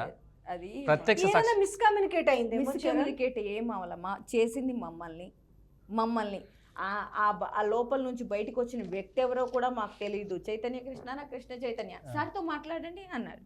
ఆయనే అనుకుని పరుగును వెళ్ళా నేను. ఆయన నిలబడి లేడు, కుర్చీలో కూర్చున్నాడు. నిలబడి ఉంటే కాళ్ళు పట్టుకునేదాన్నేమో. ఇది కాదు నిజం, అర్థం చేసుకోండి అని ఆయన వెళ్ళటమే లోపలికి వెళ్ళి కూర్చుని పోయాడు. ఒక అరగంట టైం ఇక్కడ వేస్ట్ అయిన తర్వాత, అక్కడ నుంచి ఆయన వెళ్ళిపోయిన తర్వాత అప్పుడు ఇదంతా సిగ్నల్స్, ఓన్లీ సిగ్నల్స్. నేను వెళ్ళిపోతున్నాను. సరే ఇప్పుడు జరిగింది, మీరంతా ఇప్పుడు మీది ఏది ఉందో అది రాయాల్సి ఉంది అనేది మీరు ఫస్ట్ నుంచి అదే చెప్తున్నారు, మీరు ప్రెస్ మీట్లో అదే చెప్పారు. Next what next? అడిగేది అదే, నేను ఫస్ట్ నుంచి క్వశ్చన్ అదే అడుగుతున్నాను. ఏంటి చరణ్, ఏంటి దీనికి ఏంటి? అయితే నేను అనుకునేది ఏంటంటే అక్క యొక్క ఇంటెన్షన్ ఏదైతే ఉందో తను అనుకుంటున్నటువంటి విషయాన్ని, ఎఫ్ఐఆర్ ఇది కాదండి కలవడానికే పోయాము, అక్కడ పోయేంత వరకు ఈవిడ దానికి ఇన్ఛార్జ్ అని ఫస్ట్ది గారిని కలవాలండి, మేము కలవాలనుకుంటున్నాం. తనకు కలిసి వాట్ ఈస్ ద ఫ్యాక్ట్, నిజమేందో తెలుసో లేదో తెలియదు, మాకే తెలియదు అసలు ఏందో నిజం తెలుసా లేదా అతనికి సంస్థ మీద మేము ముందు తీసుకోవడం. తెలిసిన ఒక ఆడదాని జీవితమే కదా, 4 రోజులు అదే ఏడుస్తుంది. అలానే అందరు ఎందుకు అనుకుంటారులేండి, అతను ఎవరు అక్కడి వరకు రీచ్ అయిందో అవ్వలేదో అసలు విషయం ఏందనేది, ఎందుకంటే సో మెనీ ఛానల్స్ రన్ చేస్తున్నారు. సరే ఇలాంటి వార్త రావచ్చు అని మీరు ఎదురు క్వశ్చన్ వేయచ్చు, కానీ మేబీ రీచ్ అయిందో లేదో. ఇప్పుడు నేను ఏమంటున్నాను అంటే, అండ్ ఇప్పుడు మీరు కాలు చెప్పులు అరిగేలాగా తిరుగుతున్నారు, సాక్ష్యాలు తెచ్చుకుంటున్నారు, అన్నీ చేస్తున్నారు. ఒక విధంగా మీరు డిపార్ట్మెంట్ మీద ఫైట్ చేస్తున్నారు, ఒక రకంగా మీడియా మీద ఫైట్ చేస్తున్నారు, ఒక మీడియా సంస్థ మీద అనుకుందాం. ఏంటి దీనికి అంటే ఏం కోరుకుంటున్నారు అనేది ఇక్కడ ఇంపార్టెంటే కదా. అంటే ఏంటి మీకు ఇప్పుడు దాదాపుగా కొన్ని యూట్యూబ్ ఛానల్స్లో వచ్చింది, మీకు ఏదో కామెంట్స్ రూపంలో గెలిస్తే కూడా అది ఇదా ఒక సానుభూతి అనేది మీకు తెలిసింది. మీకు నాణానికి ఒక కాయిన్కి రెండో వైపు కూడా చూస్తున్నారు కదా, ఇంకేంటి అని అంటున్నాను. దీనికి ఒక ఫుల్ స్టాప్ ఏంటి? ఫైట్ చేసిరు ఓకేనండి, నేను కూడా యాక్సెప్ట్ ఎందుకంటే అప్రిషియేట్ చేస్తాను. ఎందుకంటే ఒక వార్తని లోతుగా పరిశీలించి రాయాలనేది ప్రతి ఒక్కరి మీద బాధ్యత ఉంది. ఎవరైనా కావచ్చు, నేను కావచ్చు, ఇంకొకరు కావచ్చు, చరణ్ కావచ్చు, రేపు ఎవరైనా కావచ్చు, ఒప్పుకుంటాం. ఇప్పుడు ఒక డ్యామేజ్ జరిగింది, ఆ డ్యామేజ్ని ఇది కాదు అని మీరు చెప్పుకొని నిజంగా మీరు ఆత్మహత్య ఆ దేవుడి దయ వల్ల మానుకున్నారు, లేకపోయింటే ఈరోజు మీరు మీ పిల్లలకు ఉండరు. నిజంగానే ఇవాళ చచ్చిపోతారే మర్చిపోతారండి, ఏముంటది బ్రేకింగ్ మీడియా కావాల్సింది ఏముంటది. అరే నేనేం చేస్తుంటే మీ బంధువులు మర్చిపోరు, మీరు మర్చిపోరు, ఈ సొసైటీ అంతకి అక్కర్లేదు కదా. ఇప్పుడు ఇట్లాంటి వార్తలు రాసే వాళ్ళ లాంటి వాళ్ళు, నాలాంటి మూర్ఖుడు ఏం చేస్తాడంటే, అయ్యో కేసు పేకాటాడి దొరికిపోయి చచ్చిపోయింది, ఈమె శవం చుట్టూ 10 కెమెరాలు పెట్టి ఇక ఈమె నువ్వు బతుకుంటే ఏం మాట్లాడదు, నువ్వు చచ్చిపోతే అనవసరంగా, నువ్వు ఇంకా 2 రోజులు బతకనుంటివి, నేను పిక్క తినేటోని నేనే చంపేస్తోని అని మైకి పెట్టి మీ అమ్మ ఇట్లా చచ్చిపోయింది చెప్పు బిడ్డ, ఏడుస్తున్న బిడ్డ దగ్గర పోయి మైకి పెడుతున్నాను, తినలేదు అమ్మ అని ప్లేట్లు అన్నం కలుపుకొచ్చి తిను, అన్నం తినబెడుతున్నాయి యాంకర్ అని తమ్నేల్ రాసుకుందు, వీళ్ళ అమ్మ నాయన దగ్గర పోదు, అదొక రోజు బులెటిన్ చేసుకుంది, కొడుకు దగ్గర పోదు, మొగం దగ్గర పోదు, చుట్టాల దగ్గర పోదు, మొత్తం యావత్ ఖాందాన్ దగ్గర పోయి ఆ బొందకాడికి పోయి వాడి మీద ఇంత కోటర ఈమె తినే ఫేవరెట్ ఫుడ్ తీసుకొచ్చి ఆ బొంద మీద పోసి తినక్క తిను, ఏం చెప్తావు అని మైకి పెడుతున్నాను. ఎంత దౌర్భాగ్యం అక్క, అంటే ఎంత దారుణమైన స్థితి అక్క, వ్యూస్ కోసం పైసల కోసము శవాలతో గింతనా ఒక మనిషి మీద ఎతికి లేదా? మానవత్వం లేదా కనీసం? ఎఫ్ఐఆర్లో లేనిది నా దగ్గర ఉంది అని ఆవిడే చెప్పారు, లైవ్లోనే చెప్పారు కదా, రికార్డ్ మీరు వినే ఉంటారు. నేను రాయదుర్గం సిఐ గారు ఇచ్చిందే నేను రాశాను అని చెప్పారు. ఎఫ్ఐఆర్లోనే మేము చెప్పింది ఉంటుంది అని ఆయన చెప్పారు. అవునా? మీరు ఫోన్ చేసినా అదే చెప్పారు. అవన్నీ నేను చెప్పింది ఎఫ్ఐఆర్ లో ఉంటుంది, ఎఫ్ఐఆర్ లో ఉందే నేను చెప్పింది మీకు అని మాట ఆయన చెప్పాలా? చెప్పింది. అంటే నిజం అదే అని కదా. అక్కడనే అప్పటిదాకా చూసిన నేను, అప్పటిదాకా ఆమె ఇక్కడ పెదవు కానీ పైన పెదవు ఆమె చేతులు వణుకుతున్నాయి, వైబ్రేట్ అవుతుంటుంది. ఆమె ఏడ్చినప్పుడు బాగా షివరింగ్ అయినప్పుడు ఆమె కొద్దిసేపు సైలెంట్ అయిపోతుంది 2 నిమిషాలు. సిఐ పాపం ఆయన దేవుడు. అక్కను బ్రతికేయడంలో ఆ సిఐ గారి పాత్ర చాలా ఉందండి. ఎస్ఐ గారు కూడా, విజయ్ గారు, ఎస్ఐ గారు విజయ్ కూడా వెంకన్న సార్ అన్నట్టు ఆయన నిజంగా సిఐ గారి పొజిషన్లో ఉన్నాడు. పోలీసులకి అలాంటి వ్యక్తులను చూస్తే మాలాంటి వాళ్ళకి గౌరవం వస్తుంది. ఏం సమాధానం ఇచ్చారు? ఎంత బాగా అద్భుతంగా ఆమెను మోటివేట్ చేశాడు. ఏమవుతుంది, ఎందుకు భయపడుతున్నావమ్మా, ధైర్యంగా కొట్లాడు, చట్టం ముందు నేను అక్కడ ఏం జరిగిందో మేము రాసాం కదమ్మా, ఎందుకు ఏడుస్తావు? ఏడవద్దు, మీ పిల్లలకి మీరు కావాలి, మీరు ధైర్యంగా కొట్లాడండి, మీ వెనక మేము ఉంటాం. ఎందుకంటే మేము ఎందుకు ఉంటాం అంటున్నారంటే మీరు నిజాయితీ కోసం పోరాడుతున్నారు, నిజాయితీగా పోరాడుతున్నారమ్మా, మీరు టెన్షన్ పోరాటం ఎంతకాలము, ఎంతవరకు మీకు ఏం స్వాంతన కావాలనేది ఇక్కడ ఫైనల్. ఓకే, మీరు చెప్పిందంతా నేను విన్నాను, జరిగింది తెలుసు, సరే మీకు అన్యాయమే జరిగింది, ఎందుకంటే ఎఫ్ఐఆర్లో ఉన్నది రాసుంటే ఎవరైనా కూడా మేము కూడా మాలాంటి వాళ్ళు కూడా అలా ఉన్నదే రాసిండ్రు కదా అనేసి మాట్లాడేవాళ్ళు. మీకు అన్యాయం జరిగింది, నేను కూడా ఒక మహిళగా నేను స్పందిస్తున్నాను. అయితే ఏంటి చరణ్, దీనికి ఒకటి ఏంటి, ఏం స్వాంతన ఇప్పుడు తనకి? సరే, తన పరువు ఇది అయిపోయింది, తను సఫర్ అయింది, కుటుంబం సఫర్ అయింది, ఎందుకంటే ఒక వార్త వెనుక 2-3 నిమిషాల వార్త కావచ్చు, గంట వార్త కావచ్చు, ఈ విషయం మీద తర్వాత చాలా ఉంటుంది. ఈ విషయం మీద నిన్న జరిగినటువంటి సంఘటన ఇది కూడా చెప్పాలి. నేను విన్న వాళ్ళు ఊరుకోరండి వీటిని. మా తల్లిదండ్రులు పంపిస్తారు, నా భర్తకు పంపిస్తారు, ఇది నా తల్లిదండ్రులు ఫ్యామిలీ చాలా డ్యామేజ్ కూడా అవుతాయి. ఇది నా భర్త అంటే అర్థం చేసుకో. పాపము ఆవిడకి డబ్బులు అప్పుల మిత్తిల మీద 2%, 1% ఇంట్రెస్ట్ల మీద బతుకుతుందంట. వీళ్ళ సార్ చెప్పారు, అక్క కూడా చెప్పింది. వాళ్ళు ఇచ్చేవాళ్ళు ఎవరైతే మీ దగ్గర డబ్బులు తీసుకున్న వాళ్ళు, నా కళ్ళ ముందే జరిగిన ఇన్సిడెంట్. సార్ ఇట్లా డబ్బులు కావాలి నాకు, దయచేసి ఈ ఇన్సిడెంట్లో కొంచెము తిరిగే ప్రాబ్లంలు ఉన్నాయి, ఆర్థికంగా కొంచెం ప్రాబ్లంగా ఉన్నా, రెడ్డి కూడా లేదు, నెల నుంచి ఏది లేదు, చూడండి అని అంటే వెంటనే పెట్టేశారు. I will call you back అని మెసేజ్ వచ్చింది. వాట్సాప్లో ఈమె చేసిన కనుక వీడియో వచ్చింది. ఏడుస్తుంది, తమ్ముడు ఇట్లా పంపుతున్నారు, నేను డబ్బులు అడుగుతాయని. అంటే ఈవిడకి జరిగినటువంటి డ్యామేజ్ని వాళ్ళు కూడా ఒక ఆయుధంగా వాడుకున్నారు కదా. అంటే ఇవ్వరా? ఎన్ని రకాలుగా హింస. ఓకే, ఇప్పుడు మీరు నా పిల్లలు స్కూల్కి వెళ్తారు, నా కరెక్టే. మీరు జరిగిన దాన్ని తల్లిదండ్రులు ఎవరైనా అంటారు, బయటకు తీసుకొని నీ కూతుర్ని తీసుకొని పోయినా కూడా చూడు పలానా అంటారు. ఇవన్నీ డ్యామేజ్ ఫ్యామిలీ పరంగా వాళ్ళకి జరిగితే నొప్పి ఎలా ఉంటుంది? నొప్పి. ఒక చిన్న ఛానల్లో ఇంటర్వ్యూ చేస్తే ఆ అబ్బాయిని భయపెట్టే ప్రయత్నము, భయపెట్టి ఆ అబ్బాయికి డబ్బులు ఇచ్చే ప్రయత్నము, అన్ని రకాలుగా ప్రయత్నం చేశారు అబ్బాయిని. అక్క ఇగో మన మీడియానే కదా వాళ్ళు మాట్లాడారు. పిల్లోడు ఏమన్నాడు, అక్క నేను అన్నమే తింటున్నా, నాతోనే అన్నాడు, అక్క నేను అన్నమే తింటున్నా, జరిగింది ఏందో నాకు తెలుసు, నేను నిన్ను చూసా, నాకు తెలుసు, నేను చచ్చిపోయినా ఇందులో నేను నీ వీడియో తీయను, ఎవడెంత బెదిరించినా తీయను అక్క, నేను న్యాయం ధైర్యంగా పో. ఓ పిల్లోడు నిజంగా నేను పెద్దదా చిన్నదా మీడియా నేను అనట్లేదు నాన్న, నిజంగా నిన్ను చూస్తే అంత ఆనందం వేసింది ఆ పిల్లోడు అన్న మాటకి. అక్క నువ్వు పో, మనశ్శాంతికి దీని పడుకో, నేను దియ్యా, నా ప్రాణం మీదకి వచ్చినా నేను ఆ పిల్లోడిని వాళ్ళు సెటిల్మెంట్ కోసం వాడి ఇంటి చుట్టూ తిరుగుతుంటే కారు వేసుకున్నట్టు వెళ్ళిపోయాడు, స్టూడియో చుట్టూ తిరుగుతున్న ఫోన్లు వెళ్ళిపోయాడు. అక్క అరే అదే ఫోన్లు అదే మానవత్వం, ఈమె పోయిన రోజు అదే మానవత్వం చూపిస్తే అయిపోతుంది కదా. అంటే మీ వరకు వచ్చి మీరు స్క్రీన్ మీదకి వచ్చి మీ తప్పుల్ని, మీరు చేసిన తప్పుల్ని నేను బయట పెడితే మీకు అంత నొప్పి వచ్చిందే, నేను అసలు చెయ్యని తప్పుకి నన్ను ఇంత రోడ్డు మీదకి ఎక్కిస్తే నాకెంత బాధ ఉంటుంది. 2 రోజులు అదే ఏడుస్తుంది, అదే మీడియాకి ఎక్కుతుంది, అదే పోతుంది అని ఒక ధీమా. ఎన్ని రోజులు ఏడుస్తుంది? ఒక వారం నా పని నేనే చేసుకుంటాను, నాది నేనే చేసుకుంటాను, ఏముంటుందిలే 2 రోజులు సైలెంట్గా ఉంటుంది, 3వ రోజు తిరగలేక విసుకొచ్చో పోయిద్ది అనుకున్నా. తిరుగుతా, అసలు ఎందుకు ఇంత చేసింది, నాకు దానికి సమాధానం కావాలి, నేను తిరుగుతా. చంపేస్తారా చంపేయండి, న్యాయం చేస్తారా న్యాయం చేయండి. వీడియోలు తీసేస్తారు, సారీ చెప్తారు, ఒకవేళ సరేనమ్మా జరిగింది అది అసలు జరిగే ప్రాసెస్ ఏమన్నా ఉండాలి కదా. ఇప్పుడు వీడియోలు తీసేయాలో ఇంకేదో సారీ చెప్పాలో నన్ను కాంటాక్ట్ అవ్వాలి, నేను ఆవిడనే అయ్యాను కదా, సోకాల్డ్ పర్సన్ అయ్యాను కదా, ఆ ఓనర్ గారి దగ్గరికే పోయాను కదా, నేను 3rd పర్సన్ ఎవరిని ఎంటర్ చేయలేదు కదా ఇందులో, నా అంతరికి నేనే ఏడుస్తూ వెళ్ళాను. అరే నాకు అర్థం కాదు, ఈవిడ ఫైట్ ఈ వీడియో మధ్యలో వచ్చి నేను అని చెప్పుకుంటారు, కానీ మేము కొట్లాడుతుంది సంస్థతోటి కదా, ఆ వీడియో ఓనర్ తోటి కదా. నేనని మధ్యలో వచ్చి ఓనర్ దగ్గర పోనీ ప్రయత్నం చేయడం ఏంటి? అంటే ఆ సంస్థలో ఉన్న వాళ్ళు ఇలా పనిచేస్తున్నారు అని చూపించే విధానమే ఇది. ఇప్పుడు మీరు ఒక న్యూస్ రాశారు, నేను మీ ఛానల్ మిర్రర్ టీవీకి వస్తా, హూ ఇస్ ద ఓనర్ అని చెప్తా కదా, మీరు గూగుల్ తెలుసుకుంటా కూడా ఎవరిదాన్ని తెలుసుకుంటా కదా. ఓనర్ దగ్గరికి వచ్చి మాట్లాడి సో అండ్ సో యాంకర్ ఇట్లా వేసారండి, ఓనర్ మీరు.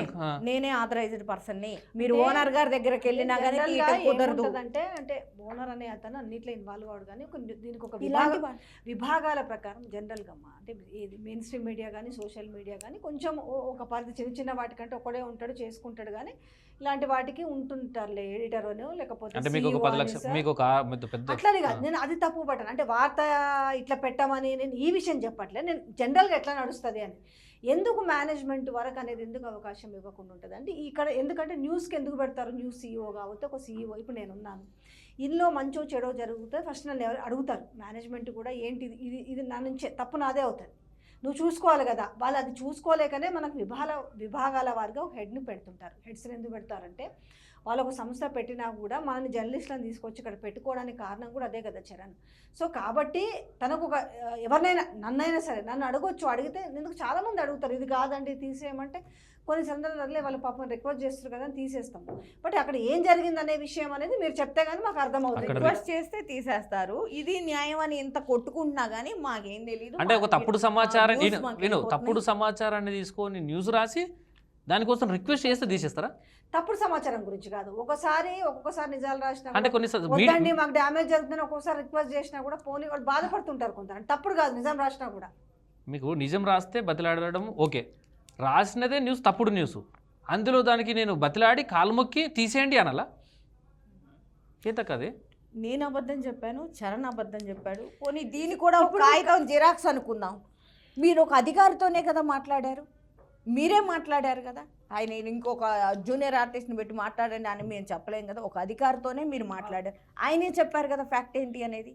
మేము పంపించాము, మేము ఏముందో ఏం నిజం ఉందో ఎఫ్ఐఆర్లోనే ఉంది అని ఆయనే ఒప్పుకున్నారు. అది పెద్ద హయ్యర్ అధికారుల దగ్గర ఇన్వెస్టిగేషన్ జరుగుతున్నప్పుడు ఈయన మాట్లాడకూడదు కాబట్టి అది నేను చెప్పకూడదు అని చెప్పేశారు, ఓపెన్గానే చెప్పారు. 2 ముక్కల్లో ఆయన తేల్చేశారు కదా, ఈవిడ మాట్లాడి ఈవిడ ఏమైంది రాయదుర్గం సిఐ గారే పెట్టారు అనే మాటను రాయదుర్గం సిఐ గారే లైవ్లో మాట్లాడారు. ఇప్పుడు మీతోనే మాట్లాడారు కదా, నేను పెట్టింది కాదమ్మా, నేను పెట్టింది ఏదైనా ఉంటే చూపించమనండి అని.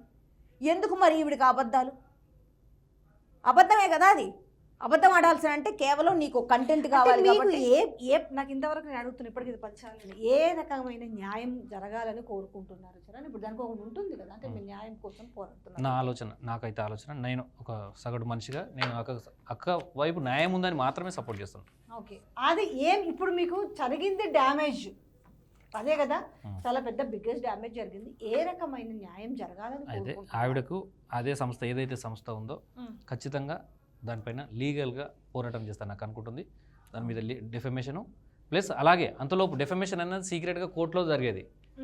ఇప్పుడు 10 మందిలో చెప్తోడు కొట్టి చెవులు వచ్చి సారీ అంటే ఎట్లా కాదు కదా. అందుకే అదే 10 మందిలో న్యాయం, వాళ్ళు చేసినటువంటి అన్యాయం, వాళ్ళు చేసినటువంటి ప్రచురణ ఏదైతుందో ఆ ప్రచారం ఏదైతుందో ఆ ప్రచారం తప్పు అని ఆ 10 మందికే వెళ్ళి మేము చెప్పాలనుకున్నది ఒకటి. రెండోది ఆ 10 మంది చెప్పడమే కాకుండా వాళ్ళు మన మీద ఎటువంటి ప్రచారం మీద చేశారో ఆ ప్రచారానికి సంబంధించి డెఫమేషన్ కేసు కూడా ఫైల్ చేసినాం. అలాగే మాకున్నటువంటి ప్రీవియస్ ఎఫ్ఐఆర్ ప్లస్ వాళ్ళు చేసినటువంటి తమ్నేలు, వాళ్ళు చేసినటువంటి న్యూస్కు సంబంధించినటువంటి రెండింటి మీద సైబర్లో కూడా కంప్లైంట్ చేసినాం. సైబర్లో ఒక కంప్లైంట్ ఉంది, అలాగే రాయదుర్గం పిఎస్లో కూడా కంప్లైంట్ చేసాం. ఎఫ్ఐఆర్ కూడా ఉంది. ఎఫ్ఐఆర్ కూడా సంస్థ మీద, సంస్థకు సంబంధించి ఆ న్యూస్ ఇన్ఛార్జ్కి సంబంధించిన నేనే అని చెప్పినటువంటి ఆ సీఈఓ గారి మీద కూడా ఉంది. అక్కడ నేను ఒక మాట అంట, సరే జర్నలిజంలో ఒకే వైపు మన జర్నలిస్టును నమ్మి ఎదుటివాడు జర్నలిస్టు న్యూస్ పెట్టాడు, నిజం వాస్తవం అనుకుందాం. ఇప్పుడు మీరు చెప్తే నేను నమ్మినా టక్క న్యూస్ రాసేసుకున్నా చేశాను. ఆ న్యూస్ రాసి టెలికాస్ట్ చేసేటప్పుడు అట్లా నేను చదువుకుంది లా అని అంటుంది కదా, నేను అడ్వకేట్ని కూడా అంటుంది కదా. ఎఫ్ఐఆర్లో లేనటువంటి విషయం ఉందా లేదా? ఒకవేళ ఎఫ్ఐఆర్లో లేనటువంటి సమాచారాన్ని నేను కనుక డిస్ప్లే చేసి ప్రజలకు చెప్తే యాజ్ అడ్వకేట్గా థింక్ చేయాల్సింది కదా, లీగల్గా ఇట్లాంటి సెక్షన్స్ యాడ్ అవుతాయి, లీగల్ యాక్షన్స్ ఏముంటాయని. నేను ఒకటి చెప్పాను, మళ్ళీ చెప్తున్నా, ప్రతి వార్తని ఎఫ్ఐఆర్ దాకా పోయి ఎఫ్ఐఆర్ని తరచి చూసి వార్తలు రాసే రోజులైతే లేవని. అంటే అఫీషియల్గా చూడాలి కదా, అఫీషియల్గా అనౌన్స్మెంట్ ఉండాలి. జనరల్గా ఏమైతుంది అంటే ఆ గ్రూప్స్లలో వార్త నిజమే వస్తుంది. ఇప్పుడు ఈ టైప్లో మీకు చెప్పిన పాయింట్స్ కూడా సరేనమ్మా, నేను ఒక మాట అడుగుతా. ఎఫ్ఐఆర్ని పరిశీలించము అన్నారు, Cyberabad SOT raid on lady dance illegal gaming అడ్డ అండ్ దాంట్లో పాయింట్ చెప్తున్నా 62,620 రూపాయలు 9 persons arrested first point. Okay, అది ఆ ఫస్ట్ పాయింట్. మళ్ళీ చూడు, మళ్ళీ ఇంకా అందులోనే ఉంది వార్త రాసుకోవడం, దానికి ఒక ఫోటో వచ్చింది. ఇప్పుడు చూడు, మళ్ళీ చెప్తా చూడు, Cyberabad SOT raid on lady don illegal gaming అడ్డ and rupees at 60,620 rupees 9 persons arrested. ఇది దాని తర్వాత ఏమొచ్చింది, SOT Madhapur team and Rayadurgam police at Kajaguda and Rayadurgam PS at flat number 304 తర్వాత దాంట్లో మళ్ళీ ఇల్లీగలీ ప్లేయింగ్ 3 పీసెస్ ఆఫ్ మళ్ళీ రేట్స్ ఇది పెట్టినాడు. ఇంకో పాయింట్ అండర్ ఇన్వెస్టిగేషన్ కేసు ఎందులో ఉంది అంటే ఈ పాయింట్స్ బేస్ చేసుకున్నప్పుడు జనరల్గా ఇప్పుడున్న నడుస్తున్న దాంట్లో ఈ పాయింట్ని బేస్ చేసుకొని ఇప్పుడు రాసేది. అయితే ఆ మ్యాటర్ అంతా కరెక్టే. అందులో ఫస్ట్ రాశారు కదా లేడీ డాన్ అని, అది ఎఫ్ఐఆర్లో ఉందా? నేను అదే చెప్తున్నా. ఒకటి చరణ్, మీరు ఫస్ట్ నుంచి మీరు ఆర్గ్యూ చేస్తుంది తన న్యాయం కోసం కోరుతుంది. ఇప్పుడు ఇంత ఇంటర్వ్యూ చేసినాక నాకు అర్థమైంది ఈ పాయింట్స్. ఫస్ట్ నేను ఎఫ్ఐఆర్ అంటే రాసుకునే వాళ్ళు ఏం చేస్తారంటే ఆ మెసేజ్ పెట్టినటువంటి వ్యక్తి అఫీషియల్ ఇది ఇప్పుడు ఇంక తేలితే గానీ అసలు కథ రాదు. ఎవరు అసలు ఫస్ట్ ఎవరు ఈ వార్త పంపించిన అతను కాదా? అతని సంబంధం ఏముందండి? ఎవరైతే అతను ఎఫ్ఐఆర్లో మొదట ఉన్నదే పంపించారు, ఫోటో పంపించలేదు. ఫోటో పంపించిన లేడీ డాను సదరు వ్యక్తుల్ని ఇచ్చేస్తుంది, ఇది నాకు మరి ఇది ఫార్వర్డ్ అవుతుంది. కేసు వచ్చేసి అండర్ ఇన్వెస్టిగేషన్లో ఉంది. దాని తర్వాత డీటెయిల్స్ కూడా పర్సన్స్ ఎవరైతే 9 మెంబర్స్ సంబంధించిన పర్సన్స్ వాళ్ళది అడ్రస్ ఇవన్నీ 9 మెంబర్స్ ఎవరెవరైతే పేర్లు సో ఫస్ట్ పేరు ఆర్గనైజర్ అని కింద ఉంది. ఎఫ్ఐఆర్లో లేదు. మరి వాళ్ళకి కావాల్సింది వాళ్ళు రాసుకున్నారు. ఫస్ట్ పాయింట్లో డాన్ అని ఇల్లీగల్ ఫస్ట్ పాయింట్లో చూడు. ఇంకా మరి ఇందులో లేకుండాలి కదా మేడం ఆర్గనైజర్ అని. అంటే వీళ్ళకు అంటే నేను ఇంకొక మాట చెప్తున్నా, ప్రెస్కి ఇచ్చేటప్పుడు ఆ పాయింట్స్ ఎవరైనా కొట్టి ఇవ్వలేదని ఎందుకు అనుకుంటున్నారు? అక్కడి నుంచి అర్థం కాల ఎట్లొచ్చినాయి ఆ పాయింట్స్ అని నేను అంటున్నాను. అయితే ఒకటి విషయం ఏంటంటే, ఏదైనా మీరు మీ గ్రూప్లో నేను ఉండేటైతే మళ్ళీ చెప్తున్నాను, విషయం రాగానే దానికి సంబంధించినటువంటి పూర్వపరాలు ఖచ్చితంగా మీరు అదేలే ఆ జర్నలిజం గురించి మీరు మాట్లాడుతున్నారు. ఓకేనమ్మా, ఒకటి ఇప్పుడు ఫైనల్గా మీరు ఇప్పుడు డిఫర్మేషన్ కేసు వేశారు. ఓకే, ఎందుకంటే మీ వైపు న్యాయం ఉంది, ఎఫ్ఐఆర్లో ఉన్నది మాత్రమే రాయాలనేసి మీకున్న టెక్నికల్ ఇష్యూస్ ఇంత నాలెడ్జ్ పరంగా ఎవరు బయటకు వచ్చి ఫైట్ చేయరు. కరెక్ట్? అవునా? అవును. వదిలేస్తారు, అమ్మో నా పరువు పోయింది అనేసి భయానికో భక్తికో ఇంట్లోనే చేస్తారు. ఇప్పుడు మొత్తం నా ఫ్యామిలీ పోయింది, నా పరువు, నా పిల్లలు స్కూల్కి వెళ్ళినంటున్నారు. ఇప్పుడు మీరు ఫైట్ చేస్తున్నారు. ఇప్పుడు ఏంటి, మీరు ఖచ్చితంగా ఇట్లాంటి వాళ్ళని మినిమం నాలెడ్జ్ ఉన్నటువంటి వ్యక్తులను ప్రజల మీదకి వదిలి ఎవరన్నా జీవితాలు నాశనం చేయొచ్చు, మీకు ఇంత జీతాలు ఇస్తున్నటువంటి సంస్థలను ఎంకరేజ్ చేస్తారా సొసైటీ? అంటే జర్నలిజం అనే పేరుతోటి ఇష్టమున్న కథనాలు రాసుకోవచ్చా వేరే బతుకుల గురించి? కూడా సరే సరే ఇంత జరుగుతుంటే అసలు ఏం జరిగింది అని తెలుసుకోవాలనుకొని ఓనర్ గారు కనిపించలేదా? ఇంత ఫైట్ చేస్తుంది ఈ పిల్ల, నా వల్లలే నా సంస్థ వల్లనే అక్కడి వరకు వెళ్ళిందని ఎందుకు? లేదు అక్కడ వెళ్ళలేదు అసలు. అసలు ఆ సార్కి చెప్పలేదు. అంటే చెప్పాలా? సో మేనేజ్మెంట్ కి సంబంధించి చెప్తాను, అక్కడికి రీచ్ అయ్యింది అని మనము లేదు అవ్వలేదు. ఎందుకంటే ఇప్పుడు నేను అంటే ఆయన వరకు రీచ్ అవ్వకుండానే ఈ బెదిరింపులు, ఈ రాయబారాలు ఇవన్నీ జరుగుతాయి. బయట నుంచి అక్క ఒక అధికారికి నేను కూడా ఒప్పుకోను. ఎందుకంటే నేను ఇప్పుడు సపోర్ట్ చేసిన మాత్రం ఒక సంస్థ, ఆయనకు మంచి కష్టపడేటువంటి వ్యక్తి నాకు తెలిసి. నా ఇప్పుడు యాజ్ ఎ చిన్న యూట్యూబర్గా నేను ఎట్లా ఎదగాలనుకుంటా అంటే యూట్యూబర్గా ఆ సంస్థలాగా ఎదగాలనుకుంటా నేను. అట్లాంటి ఇన్స్పిరేషన్ అతని కథ తెలుసుకుంటాం కదా, ఎక్కడి నుంచి వచ్చాడని వికీపీడియాలో తెలుసుకుంటాం కదా. అతని గురించి తెలుసుకుంటే మంచి వ్యక్తి, మంచోడు, అక్కడ వరకు సమాచారం పోతే న్యాయం జరుగుతుందని అక్కడ పోయినాం కదా. అంతా తెలిసి దాన్ని డ్యామేజ్ చేసుకోవాలని ఎవరికి అనుకోరండి, నేనైతే అనుకుంటున్నాను. ఎందుకంటే మీరు అన్నదాన్ని ప్రతిదీ కూడా నేను యాక్సెప్ట్ చేస్తాను, కానీ మేనేజ్మెంట్కి తెలిసి దీన్ని బెదిరించి మిమ్మల్ని ఇంకా మేనేజ్మెంట్కి అంటే ఆయన కాకుండా మధ్యలోనే ఇదేదో సర్ది చెప్దాము, ఆయన వరకు వెళ్ళకుండా కావచ్చు, అదే ప్రయత్నం కదా ఇప్పుడు. మేబీ మేము చేసిన తప్పుల్ని ఆయన వరకు వెళ్ళొద్దు, మళ్ళీ మాకు డ్యామేజ్ అవుతుంది అక్కడ కూడా దీనికి క్లోజ్ చేయాలని అనుకోవచ్చు. వెళ్తాను మేడం, ఆయనకి చేరే వరకు వెళ్తా. మొత్తం ఆడవాళ్లకు మీరు ఎవరన్నా ఏదన్నా అంటే చెప్పు తీసుకొని కొట్టండి అనే చేరే వరకు వెళ్తా. ఇప్పుడు మీరు మాకు గౌరవిస్తే మేము మీకు గౌరవిస్తాం, మీరు మా పర్సనల్లోకి వస్తే మేము మీ పర్సనల్లోకి వస్తాం, మీరు మమ్మల్ని కొడితే అంతే. ఎందుకు నేను ఇప్పుడు కూడా అడుగుతున్నా, ఏంటి మీకు మా మీద ఉన్న అథారిటీ ఏంటి? అథారిటీ ఏమి లేదండి, జస్ట్ రాసిరు వార్త రాశారు, వచ్చింది, మేబీ అంతవరకే జరిగి ఉండొచ్చు. సరే, మీరు ఇళ్ళ చుట్టుపక్కల ఉంటారు, ఒక ఇంట్లో మొగుడు పెళ్ళం ఇంత గొడవ పెట్టుకుంటే పక్కింటాళ్ళు పోయేసరికి అది చాలా పెద్దదయ్యి ఇంతదై బారెడవుతుంది కదా. అదేదో ఎందుకు లేని ఇంట్లోనే కూర్చొని ఇంట్లోనే తగులు పెట్టేస్తున్నారు. కోర్టుకో చావండి, మీరు చచ్చిపోండి, లాస్ట్లో ఎవరు చేస్తే వాళ్ళ మీద మళ్ళీ మేము వచ్చి కాకుల్లా పడతాము, అరే ఆ చెల్ల డబ్బులు ఏరుకుంటాము, మిగతాది ఏమైనా ఉంటే పొడుచుకొని తింటాము. ఇప్పుడు నిజంగానే ఈవిడ దొంగ అయితే ఇంకా ఫ్యూచర్లో దొంగతనాలు జరగకుండా ఆమె గురించి చెప్పండి, ఎఫ్ఐఆర్ పట్టుకొని సాక్ష్యం చూపెట్టి దొంగ అని చెప్పండి. ఇది బాధ మేడం, ఇది ఎవరి దగ్గర పెట్టుకోవాలో, ఎవరితో మాట్లాడాలో, ఏం మాట్లాడాలో తెలియని బాధ. నేను ఎంతమంది మనుషులకి వెళ్ళి చెప్పగలను చెప్పండి?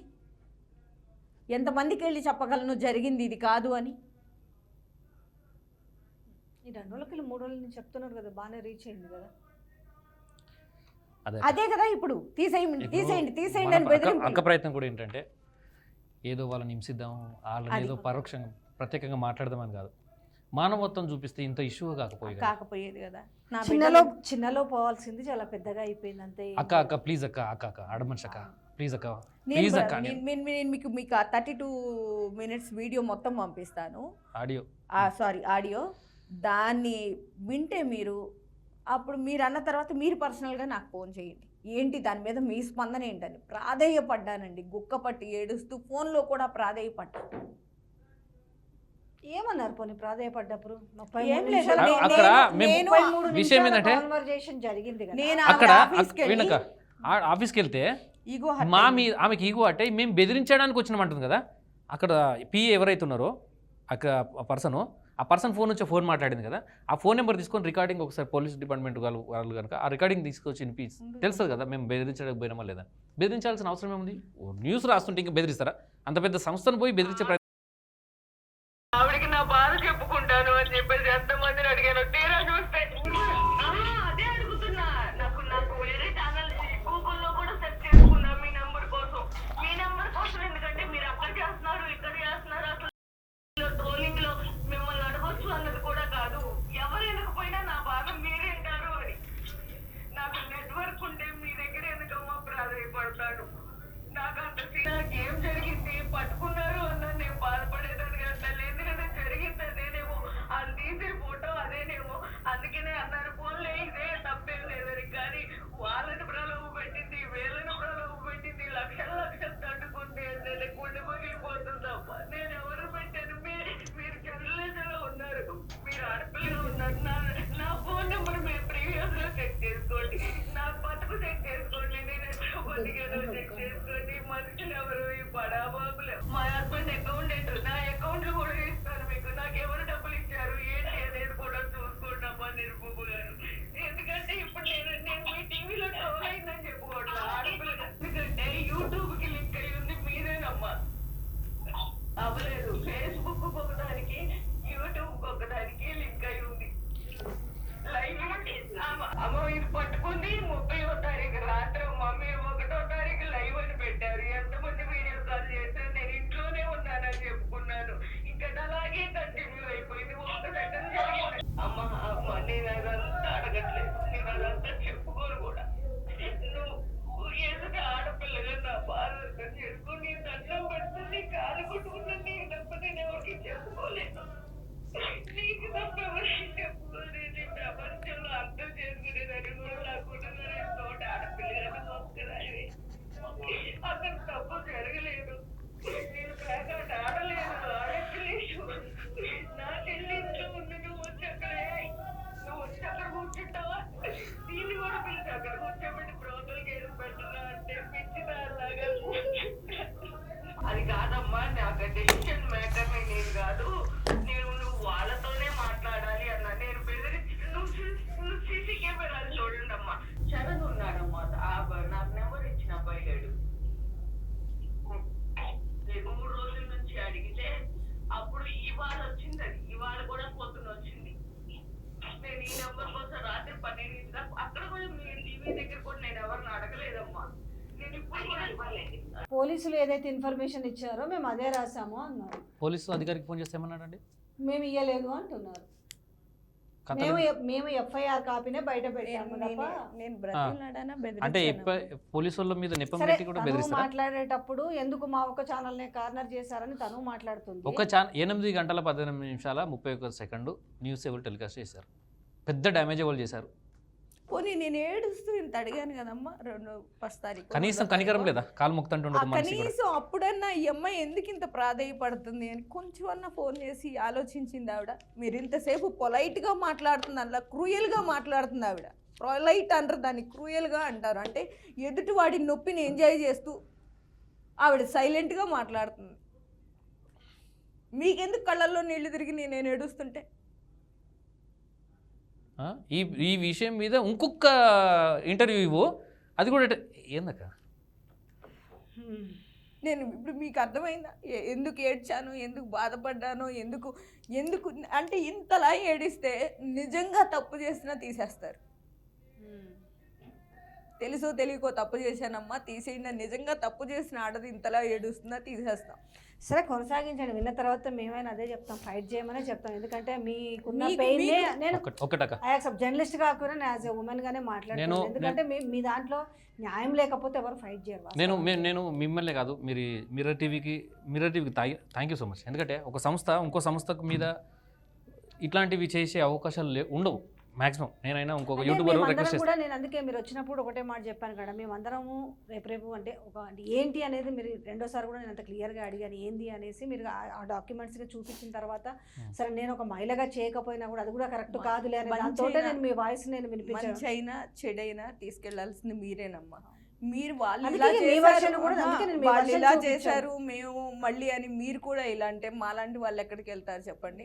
అంటే ఇది ఎలా అంటే 4 రోడ్ల మధ్యలో పెట్టుకుని చెప్పు తీసుకొని కొట్టి 4 గోడల మధ్యలో సర్దుకుందాం అంటే అయ్యేది కాదు కదా. అంతే ఫైట్ చేయమని చెప్తాం. ఎవరైనా కూడా దాన్ని ఆపండి మీరు సర్దుకోండి అనేది ఆ ప్లేస్ లో మీకు అర్థమైందా నేను చేసే ఫైట్ లో న్యాయం ఉందని.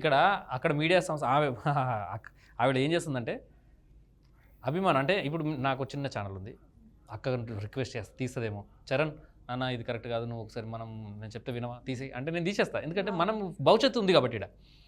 అలాగా బెదిరించి కొంతమందితో ఇన్ఫర్మేషన్ ఇచ్చి వాళ్ళ సంస్థ ఓనర్లకు ఫోన్ చేసి నేను వీడియో తీసేయమని అట్లా ఇంటర్వ్యూలు తీసుకుని చాలామంది ప్రైవేట్లో పెట్టారు. తీసుకున్న వాళ్ళు టెలికాస్ట్ కూడా వేయలే, వాళ్ళకి ఫోన్లు చేసి బెదిరిస్తుంటే. ఈ బెదిరింపు రాజకీయాలు ఎన్ని రోజులు చేస్తారు? నేను ఒక్కదాన్ని అడిగాను, మా బెదిరించలేదు కదా, నేను ప్రాధేయపడ్డాను కదా నా వీడియో కరెక్ట్ కాదు నిజాలు తెలుసుకోమని. ఇప్పుడు ఎందుకు నా మీద ఈ వస్తున్న వాటి మీద బెదిరింపులకు వెళ్తున్నారు? ఇప్పుడు మందు బెదిరించారు, తర్వాత వినము, తర్వాత కొట్లాడతారు, తర్వాత చంపేస్తారా? అంతేగాని మీది తప్పు అని అర్థం చేసుకోరా? నేను కూడా చెప్తానమ్మా, ఎఫ్ఐఆర్ కాపీలో లేకుండా కథనాలు రాయడం అనేది అది ఎవరికి, అది మేమైనా ఎవరైనా అది సరైన విధానం కాదని నేను డెఫినెట్గా చెప్తాను. ఎఫ్ఐఆర్ ఎందుకంటే మేము ఎఫ్ఐఆర్ కాపీలో ఉన్నదే రాసామని మేము ముందు పెడతాం. అది ఎవరు కూడా యాక్సెప్ట్ చేయరు. ఎందుకంటే మీ ఫైట్లో నేనైతే అనుకుంటున్నాను, ఎందుకంటే న్యాయం ఉంది చేయండి. ఎందుకంటే మీ పెయిన్ అది మీకుంది, మీ పెయిన్ లేదని నేను ఎట్లా చెప్పగలుగుతాను చెప్పండి. మొత్తం కోల్పోయి ఇప్పుడు మీ ముందుకు వచ్చా, ఈవిడ చేసిన దానికి సర్వం కోల్పోయి వచ్చా నేను.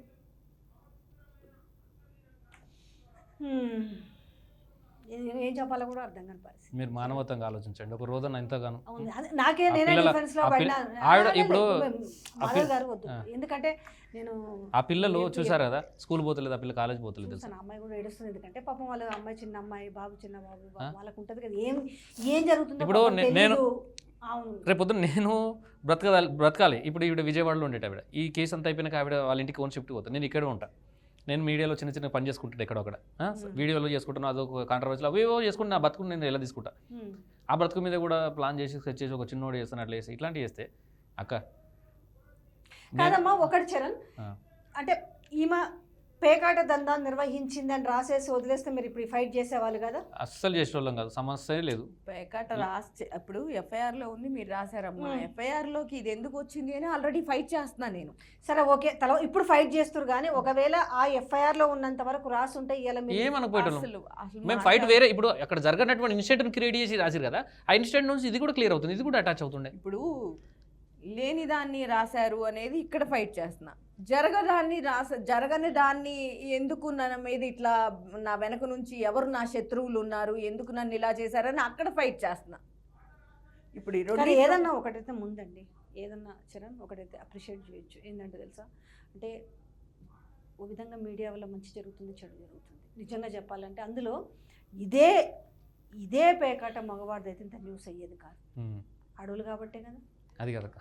నేను ఇంతకుముందు కృష్ణకుమార్ గారు ఎప్పుడు తను కూడా సోషల్ యాక్టివిటీస్ డిస్కస్ చేస్తుంటే, ఇంక్లూడింగ్ మన ఎమ్మెల్సీ కవిత ఇష్యూలో కూడా లిక్కర్ అంటే దీంట్లో కూడా లిక్కర్ రాని లిక్కర్ ఇప్పుడు కోర్టులో ఉంది, జైల్లో ఉన్నప్పుడు దాని కథనాల ప్రకారం రాయకుండా కొన్ని మీడియా ఛానళ్ళు అసలు నో మోర్ మోరల్ ఎథిక్స్ నేను కూడా చెప్తాను అసలు లేదు, దిగజారిపోతున్నాయి. నిజంగానే చెప్పాలి, ఆడది అంటే ఆడదాని వార్త బాగా బజార్లో అమ్ముకోవడానికి అక్కడ వస్తుంది. ఇక సింపుల్గా నేను కూడా చెప్తున్నా కదా, ఆడదాని వార్త అందులో చాలా మంది బలైన వాళ్ళు ఉన్నారు. చాలామంది ఈ ట్రోల్స్కు గురయ్యి మీకు తెలుసు కదా, ఏపీలో ఆత్మహత్యలు చేసుకున్నారు. మొన్న ఒక ఆమె, అదే మనం చూస్తున్నాం సోషల్ మీడియాలో, పిల్లోడు అపార్ట్మెంట్ నుంచి ఆ తల్లికి ఉండదు. ఎందుకు నువ్వు ఇంత నిజాలు తెలియకుండా.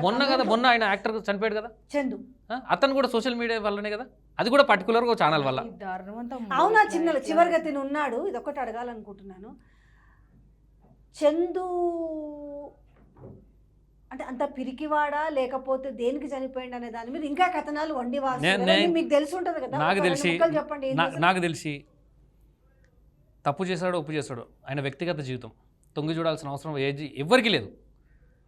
ఇష్టపూర్వకంగా భార్య ప్లేస్లో ఉన్నటువంటి ఒక స్త్రీ, భర్త ప్లేస్లో ఉన్నటువంటి ఒక మగ, వీళ్ళిద్దరి మధ్యలో రిలేషన్షిప్ వాళ్ళిద్దరు అండర్స్టాండింగ్, వాళ్ళు ఎట్లా బతకాలనేది వాళ్ళ నిర్ణయం. ఎదుటి వాళ్ళకి బాధ కలగకుండా, ఎదుటి వాళ్ళకి ఇబ్బంది కలగకుండా వాళ్ళిద్దరు ఒక జీవితాన్ని నిర్ణయించుకున్నారు. వెళ్ళిపోయారు. అన్ఎక్స్పెక్టెడ్ ప్రమాదవశాత్తు ఒక యాక్సిడెంట్ అయింది. సడన్గా ఇప్పుడాగా మాట్లాడుకుంటే మనలో మన ఇద్దరిలో నేను చచ్చిపోయాను నాకు ఎంత బాధ అనిపిస్తుంది. ఇప్పుడే కలిసిన నేనే చచ్చిపోతే బాధ అనిపిస్తుంది. ఎప్పటి నుంచో జీవనం చేస్తున్నటువంటి వ్యక్తి చచ్చిపోతే మైండ్ బ్లాక్ అవుతుంది ఆయనకు. ఆయనను బట్టి బాధలున్నోని ఎప్పటి నుంచి ఉంది నీకు, ఆయనకు ఒక ఫ్యామిలీ ఉంది, ఆయనకు పిల్లలు, ఈమెకు ఒక ఫ్యామిలీ ఉంది, పిల్లలు ఉన్నారు. వీళ్ళ కథనే చూస్తారు, వీళ్ళ ముఖాలే చూస్తారు, వెనకాల బ్యాక్గ్రౌండ్ చూస్తలేరు. చెప్పండి, మీరు చెప్పండి. ఎంత దారుణమైనటువంటి మానసికంగా మీడియానే చంపేసింది ఆయన. ఆమె చనిపోవడం వల్ల మానసికంగా చాలా దెబ్బతిన్నాడు. కొన్నాళ్ళను బ్రతుకుతుండనేమో డిప్రెషన్ వల్ల తట్టుకోలేక జ్ఞాపకంతో చచ్చిపోయింది అనే పదం వినకుండా పాపం తనలాడిండే ఆ మనిషి. ప్రేమ ఉండకపోతేనా ఉంటాడు కదా. ఆ ప్రేమ వల్ల ఆయన చూసిన చిన్న క్లిప్ వల్ల కింద కామెంట్లు చూసుకొని ఇవే ప్రశ్నలు, ఇవే క్వశ్చన్లు నా ఫ్యామిలీ అడుగుతాయి. నేను బ్రతుకుంటే కనుక రేపొద్దున నా పిల్లలు కానీ, నా భార్య కానీ, నాకు సంబంధికులు అక్కడి నుంచి కానీ ఇదే క్వశ్చన్స్ నన్ను అడిగితే నా దగ్గర సమాధానం చెప్పలేదు. ఇన్నాళ్ళు నేను బ్రతుకు వేస్ట్ అనుకొని ఇక బ్రతకడం వేస్ట్ అనుకుని చచ్చిపోయాడు. కేవలం సోషల్ మీడియాని చంపేసింది. కానీ ఒకటమ్మా, నేను అంటే ఇప్పుడు సపోజ్ నేను ఒకటి చెప్తాను, నేను తప్పు చేసిన వాళ్ళు వెనక వేసుకురాను. కానీ మనం ఈ 2-3 రోజులకి వెళ్ళి బెంగళూరు రేవ్ పార్టీది కూడా చూస్తున్నాం కదా. మొత్తం కలిపితే డ్రగ్స్ కన్జ్యూమ్ చేసిన వాళ్ళు 65 మంది మగవాళ్ళట, 38 మందో ఏమో లేడీస్ ఉంటే అందులో నుంచి హేమ అంటే ఆమె నోన్ పర్సన్ కాబట్టి వార్తలకు అంటే నేను ఆమె చేసిందా లేదా ప్రస్తుతానికి ఆమె పాజిటివ్ వచ్చిందన్నాను. కానీ సూదుల్లాగా పొడచడము వార్తల కోసము తిను కూడా ఏమైంది, ఒక మధ్య వయస్కురాలు ఒక పేకాట దందా నడుపుతుంది. దాంతోపాటుకి ఇంకా 2 ఎలిమెంట్స్ యాడ్ అవుతే ఇదే ఇక్కడ ఫీమేల్ ఇదే మేల్ ఉంటే జరిగేది కాదు. అయితే అక్కడ దౌర్భాగ్యం ఏంటంట, మన మీడియానే. నేనైనా కెమెరా పట్టుకొని పోతే ఏం జరుగుతుందంటే ఎంతమందికి తెలిసి అంత పాపులారిటీ వస్తుంది. ఎవరికి తెలియని వాళ్ళు చాలామంది ఉన్నారు కదా. ఈవిడ ఒక్కతేనా? కాదు కదా, అందరిలో ఈవిడ ఒక్కతి కదా. సరే, ఆమెను కప్పిపుచ్చుగా ప్రయత్నం చేసిందేమో, ఇజ్జత్ పోతుంది, తల్లిదండ్రుల కోసమో పిల్లల కోసమో ఇంకెవరి కోసమన్నా నేను ఎక్కడ పోలేదని చెప్పుకుని ఇంకా సింపుల్ థింగ్ అన్నిటికీ సర్వరోగ నివారణకి ఏదో అంటారు కదా, జెండు బామ్ టైప్లో సర్వరోగ నివారణకి ఏముంటుంది, రేటింగ్ ఎవరైతే పాపులారిటీ ఉంటుంది, ఒక కేసు బాగా వ్యూవర్షిప్ వస్తుంది, నడిపిస్తారు, కొంత ఫైట్ చేస్తున్నారు. ఆమె కూడా తర్వాత నేను బయటకు వచ్చినాక నిజాలేంటో ఆమె ఫైట్ చేస్తున్నారు. నేను ఈ రోజు వచ్చింది, నేను ట్రోల్స్కి ఇప్పుడు నిజంగా ఈమె సూసైడ్ అటెంప్ట్ చేసిందట, పిల్లలే గుర్తొచ్చిరో ఏం జరిగిందో తల్లిదండ్రులు, ఈ రోజు ఆమె బతికి ఫైట్ చేస్తుంది. ఫైట్ చేయగలిగిన వాళ్ళు చాలా తక్కువ మంది. కాకపోతే నేను ఏమైనా అప్రిషియేట్ చేస్తుంది ఏంటంటే కనీసం ఫైట్ చేస్తుంది, ట్రోల్స్కు గురి కాకుండా ఫైట్ చేస్తుంది. చేయండి అమ్మా. నేను నాకు ఎవరి మీద ఏ సంస్థ మీద నాకు నెగటివ్గా ఏం కాదు, కానీ ఎవరైనా కూడా అబద్ధాలు ప్రచారం చేస్తే వాళ్ళు దానికి ఏ రకమైన శిక్ష పడుతుందో పక్కన పెట్టగానే ఎవరు అతిథులు కాదు చరణ్, ఎవరు అతిథులు కారని చెప్తాను. ఎందుకంటే జరగకూడదు. ఇక నుంచి అయినా మీ కేసు అన్నీ మనం సినిమాలు కూడా చూస్తాం, ఒకరు చాలు అన్నట్టుగా. ఇక నుంచి వార్త వస్తే తరచు చూసుకుంటారు, ఇది నిజమా కాదని చెక్ చేసుకుంటారు. మీరు చేసిన ఫైట్ కరెక్ట్ అమ్మా, ఇంకోరు జరగకుండా ఇక్కడ అక్క చేసే దాంట్లో అక్కకు సపోర్ట్గా నేను నిలబడడానికి ఒక రీజన్ ఉందండి. ఎంతోమంది మగవాళ్ళ తర్వాత విషయం, ఎందుకంటే మగవాళ్ళకి ధైర్యం ఉంటుంది, మధ్యాహ్నం రాత్రి వరకు ఒకటి నిలబడగలడు, నాకేమవుతుంది ఏం జరగదు అనే భరోసానన్నా కొంచెం ధైర్యం ఉంటుంది, సెల్ఫ్ స్ట్రెంత్ అనేది ఉంటుంది. ఒక ఆడపిల్ల తన సమస్యని చట్టం వరకు తీసుకుపోతే, పోలీసు వ్యవస్థ దగ్గర తీసుకుపోతే అక్కడ వాళ్ళు న్యాయం చేస్తుండొచ్చు, కొంచెం ఆలస్యం అయితే ఉండొచ్చు. కానీ ఆ చట్టానికి ఆ పోలీస్ వ్యవస్థకు ఇతనికి సమస్యకు మధ్యలో ఉన్నటువంటి మీడియా ఆ సమస్యను ఎటు తీసుకుపోతారో, నాకు ఉన్నటువంటి సమస్యను ఇంకెంత పెద్దగా చేస్తారో, లేని సమస్యలను కొత్త నా మీద రుద్దుతారేమో అని భయంతో అలా సమస్యలను కూడా చట్టం దృష్టికి తీసుకుపోతలేరు. కేవలం ఇలాంటి దరిద్రమైనటువంటి మీడియాలో బ్రతుకుతున్న వ్యక్తుల వల్ల, మీడియా అనే పేరు చెప్పి, జర్నలిజం అనే పేరు చెప్పి దరిద్రంగా బతుకుతున్నటువంటిది, శవాల మీద పేలాలు ఏరుకొని ఆ పేలాలను ఫ్రై చేసి దాన్ని కూడా బిజినెస్ చేసుకోవడానికి ప్రయత్నిస్తున్నటువంటి మీడియా వ్యక్తుల వల్ల జర్నలిజం అనుకున్న ఇజ్జత్ మొత్తం తీస్తారు కదా. జర్నలిజం అంటే ఏందక్క, ఒకరికి భరోసా. చట్టం న్యాయం చేయకపోయినా, పోలీసు వ్యవస్థ న్యాయం చేయకపోయినా, ఇంకా అధికారులు న్యాయం చేయకపోయినా, ఏంటంటే సరే మీ బాధలో, మీ ఆవేదనలో, మీ ఆక్రందనలో, మీ కడుపు మండినప్పుడు ఎన్నైనా మాట్లాడుతున్నా. నేను చెప్పేది ఏంటంటే, నాకు అనిపించింది ఒక వార్తని క్లారిఫై చేసుకొని వార్తని ప్రచురించాలి, లేకపోతే వార్తని చెయ్యాలి అంటే ఇవాళ రేపు సోషల్ మీడియా కూడా నేను ఆ ఛానలా, ఈ ఛానలా, ఇదా అదా కదా, కొంచెం ఒళ్ళు దగ్గర పెట్టుకోవాల్సిన అవసరం ఉంది అనేసి ఎవరో ఒకరు ఫైట్ చేయాలి. అది మీకు అన్యాయం జరిగిందని మీరు ఫైట్ చేసినట్టు పోలీసు వాళ్ళు కావచ్చు, అంటే ఏ డిపార్ట్మెంట్ నుంచి అయినా ఇంకా రేపు ఎవరి ఇష్టానుసారం చేయకుండా ఉండడానికి మీ ఫైట్ అయితే ఒకటి పనికి వస్తుందని నేను కూడా అనుకుంటున్నాను. నేను మిమ్మల్ని కూర్చోబెట్టడానికి ఇంతసేపు కూడా, ఎందుకంటే మాకు ఏ మీడియాని బ్లేమ్ చేయాలని లేదు, ఎప్పుడు ఎవరు దొరుకుతారని మేము కాసుకొని కూర్చునే రకము కాదు. మా ఇంటెన్షన్ వేరు, మాది వేరు. ఎందుకంటే సోషల్ మీడియా అయినప్పుడు కూడా కొన్ని ఎథిక్స్ పట్టుకొని మేము ముందుకు పోతుంటాం జనరల్గా. ఎందుకంటే నిజమే ఈరోజు డ్యామేజ్ని తీసుకురాలేము. ఇప్పుడు నిజంగా మీ ప్రాణం పోయి ఉంటే ఎవరు తీసుకొచ్చే వాళ్ళు కాదు. చెప్పండి మీరు, వాస్తవమే. ఒక ప్రాణాన్ని నిలబెట్టుడు ఎంత కష్టం చెప్పు. ఆ రోజు తర్వాత నా పిల్లలు ఇద్దరు నన్ను 5 నిమిషాలు కూడా వదిలిపెట్టట్లేదు. ఇంకా వద్దు మీరు, నేను అనేది ఒకటి మా రిక్వెస్ట్, నమ్మట్లేదు. మిర్రర్ టీవీకి ఒకటే రిక్వెస్ట్, మంచి చెప్తారు, జరిగిందే చెప్తారనే నమ్మకంతో మిమ్మల్ని నేను కాదన్న మిమ్మల్ని నేను అప్రోచ్ చేయడం జరిగింది. దయచేసి ఎవరి ప్రలోభాలకో మీరు మాకు న్యాయం చేయడమే కాదు, ఇక ముందు వచ్చే వాళ్ళు కూడా న్యాయమే. ఈ వీడియో మనం అందరం కూడా మనుషులమే, సంఘజీవులమే. మరి వాళ్ళు ఎందుకు ఆలోచించలేకపోయారు? మంచే చెడు. ఎందుకంటే ఒకవేళ మనుషులం, మనం ఏదైనా చిన్న పొరపాటు చేస్తే సరిదిద్దుకునే ప్రయత్నమే మనం చేసే ప్రయత్నం చేస్తాం. చెయ్యలేము అని కూడా మనం ఏం లేదు. తప్పులు అంటే నేనైనా కావచ్చు, ఒకసారి ఒక వార్త చెక్ చేసుకోకుండా రాసినా దాన్ని ఏ రకంగా రెక్టిఫై చేసుకోవాలనేది అది ఎవరికైనా కూడా అవసరం ఉంది. దీనికి ఇది ఒక ఉదాహరణనే చెప్తున్నా. ఈమె ఒక ఉదాహరణగా కూడా నిలబడింది మాధవి గారు. నేనేమంటాను, మీరు జర్నలిస్ట్గా నాకు చిన్న ప్రశ్న అడిగితే చెప్పండి. ఒక ఇన్సిడెంట్ జరిగింది, ఈ పెన్ను దొంగతనం జరిగింది, ఈ పెన్ను గురించి ఇప్పుడు నేను ఇప్పుడు దాన ఉండొచ్చు, ఇప్పుడు ఇంతకుముందుకు ఏదైనా బిజినెస్ చేసి ఉండొచ్చు, ఈమె వ్యక్తిగత జీవితంలో ఏమైనా చచ్చి ఉండొచ్చు. ఈ పెన్ను సంబంధించినటువంటి విషయాన్ని దీని గురించి మాట్లాడాలి కదా. వ్యక్తిగత జీవితంలోకి పోవడం తప్పే కదా.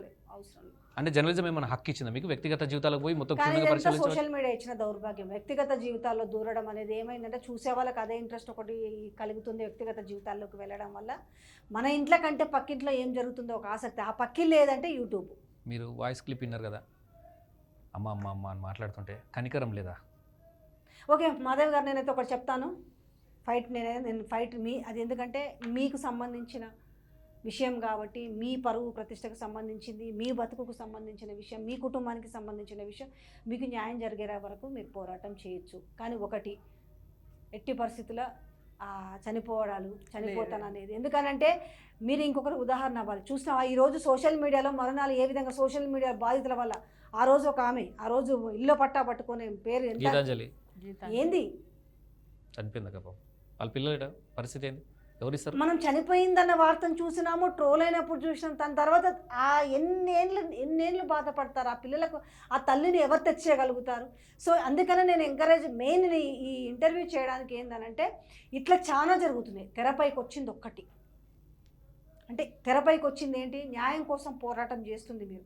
సో చేయండి, ఎందుకంటే మీడియా వాళ్ళు కూడా జాగ్రత్తగా ఉంటారు, ఒళ్ళు దగ్గర పెట్టుకుంటారు వార్తలు చేసేటప్పుడు, వీడియోలు చేసేటప్పుడు. నేను కూడా కానీ బీ బ్రేవ్, ఫైట్ చేయండి. సో మీకు సపోర్ట్గా ఉన్నందుకు కూడా, ఎందుకంటే జనరల్గా నిజంగా ఉమెన్కి సపోర్ట్ పోవాలన్నా కూడా, అమ్మో ఈ బురదలు ఎదుర్కొంటే ఏమన్నా అవుతుందేమో జనరల్గా అనుకుంటారు. కానీ ఒకటి చరణ్, మీరు సపోర్ట్కి వెళ్ళారు. ఇష్యూ జరిగిన రోజు నుంచి నా చెల్లెలు నాతోనే ఉందండి. నాకు నీడలాగా ఉంది. అసలు మా అమ్మ ప్లేస్ తీసుకుంది నా చెల్లెలు వరకు. తర్వాత చరణ్ నాకు నీడలా ఉన్నాడు. ఆ రోజు నుంచి ఈ రోజు వరకు, అక్క ఏం చేస్తున్నావు, తిన్నావా, ఉన్నావా, ఏం చేస్తున్నావు, ధైర్యంగా ఉండు 2 సార్లు కాల్ అటెంప్ట్ చేయకపోతే 3వ సారి టెన్షన్ పడిపోతాడు. అక్క ప్లీజ్ నీకు దండం పెడతా, నువ్వు ఫోన్ అటెండ్ చేయి, నాకు భయం వేస్తుంది నువ్వు ఇట్లా చేస్తే. నువ్వు ఏడుస్తుంటేనే భయం వేస్తుంది, నువ్వు ఇలా ఫోన్ అటెండ్ చేయకపోతే నేను ఇంకా కంగారు పడిపోతాను అని. నిజంగా నా తర్వాత పుట్టినాడు నా సొంత చెల్లెలు ఎట్లా ఉందో నా వెనక చరణ్ అలా ఉన్నాడు. చరణ్ అని కూడా తక్కువ పిలుస్తా, పిలవటం కూడా తమ్ముడు అనే పిలుస్తా. పోనీలేండి అమ్మా, ఏం కాదు, ధైర్యంగా ఉండండి చరణ్. ఎందుకంటే అది ఏ తీరాలో పోతుందో, ఇంకొకటైతే జరగకుండా ఉంటుందని నేను కూడా నమ్ముతున్నాను. So thank you so much అమ్మ. కానీ కనీసం బయటకు వచ్చినందుకు నేను మీకు థ్యాంక్స్ చెప్తున్నాను. బయటకు వచ్చి మీ న్యాయం Thanks అక్క. కనీసం మా థ్యాంక్ యూ చరణ్. మా మాట రాకపోతేనే తప్పు చేసిందని అవుతానమ్మా. ఎందుకు రావద్దు? మీరు లేని దాన్ని రాసినప్పుడు నేను జరగని దాన్ని నాది ఇది అని నేను ఎందుకు రావద్దు? నా తప్పు లేనప్పుడు నేను ఫైట్ చేస్తా. సొసైటీ లాగా గేమింగ్ కేసు కాదక్క, యాప్స్ వల్ల గేమింగ్ యాప్స్ వల్ల ప్రాణాలు పోతున్నాయక. ఒక కానిస్టేబుల్ 2 పిల్లల్ని చంపేసి భార్య భర్తలు చచ్చిపోయాక దాని మీద కథనం చేయక, గేమింగ్ యాక్ట్ మీద కొట్లాడండి అక్క. ఆ కంపెనీ దగ్గర పోయి చేయండి అక్క. వాడు లేస్తే పంటే ఏ బాత్రూమ్ పోయినా కెమెరాలు పెట్టమనండి అక్క, మైకులు పెట్టమనండి. గేమింగ్ యాప్ ప్రమోట్ చేసేటోళ్ళని ఖండించండి అక్క. ఆమె అబాండం పడ్డటువంటి స్త్రీతోటి జీవితాలతో ఎందుకక్క. నమస్తే. Thank you so much Charan.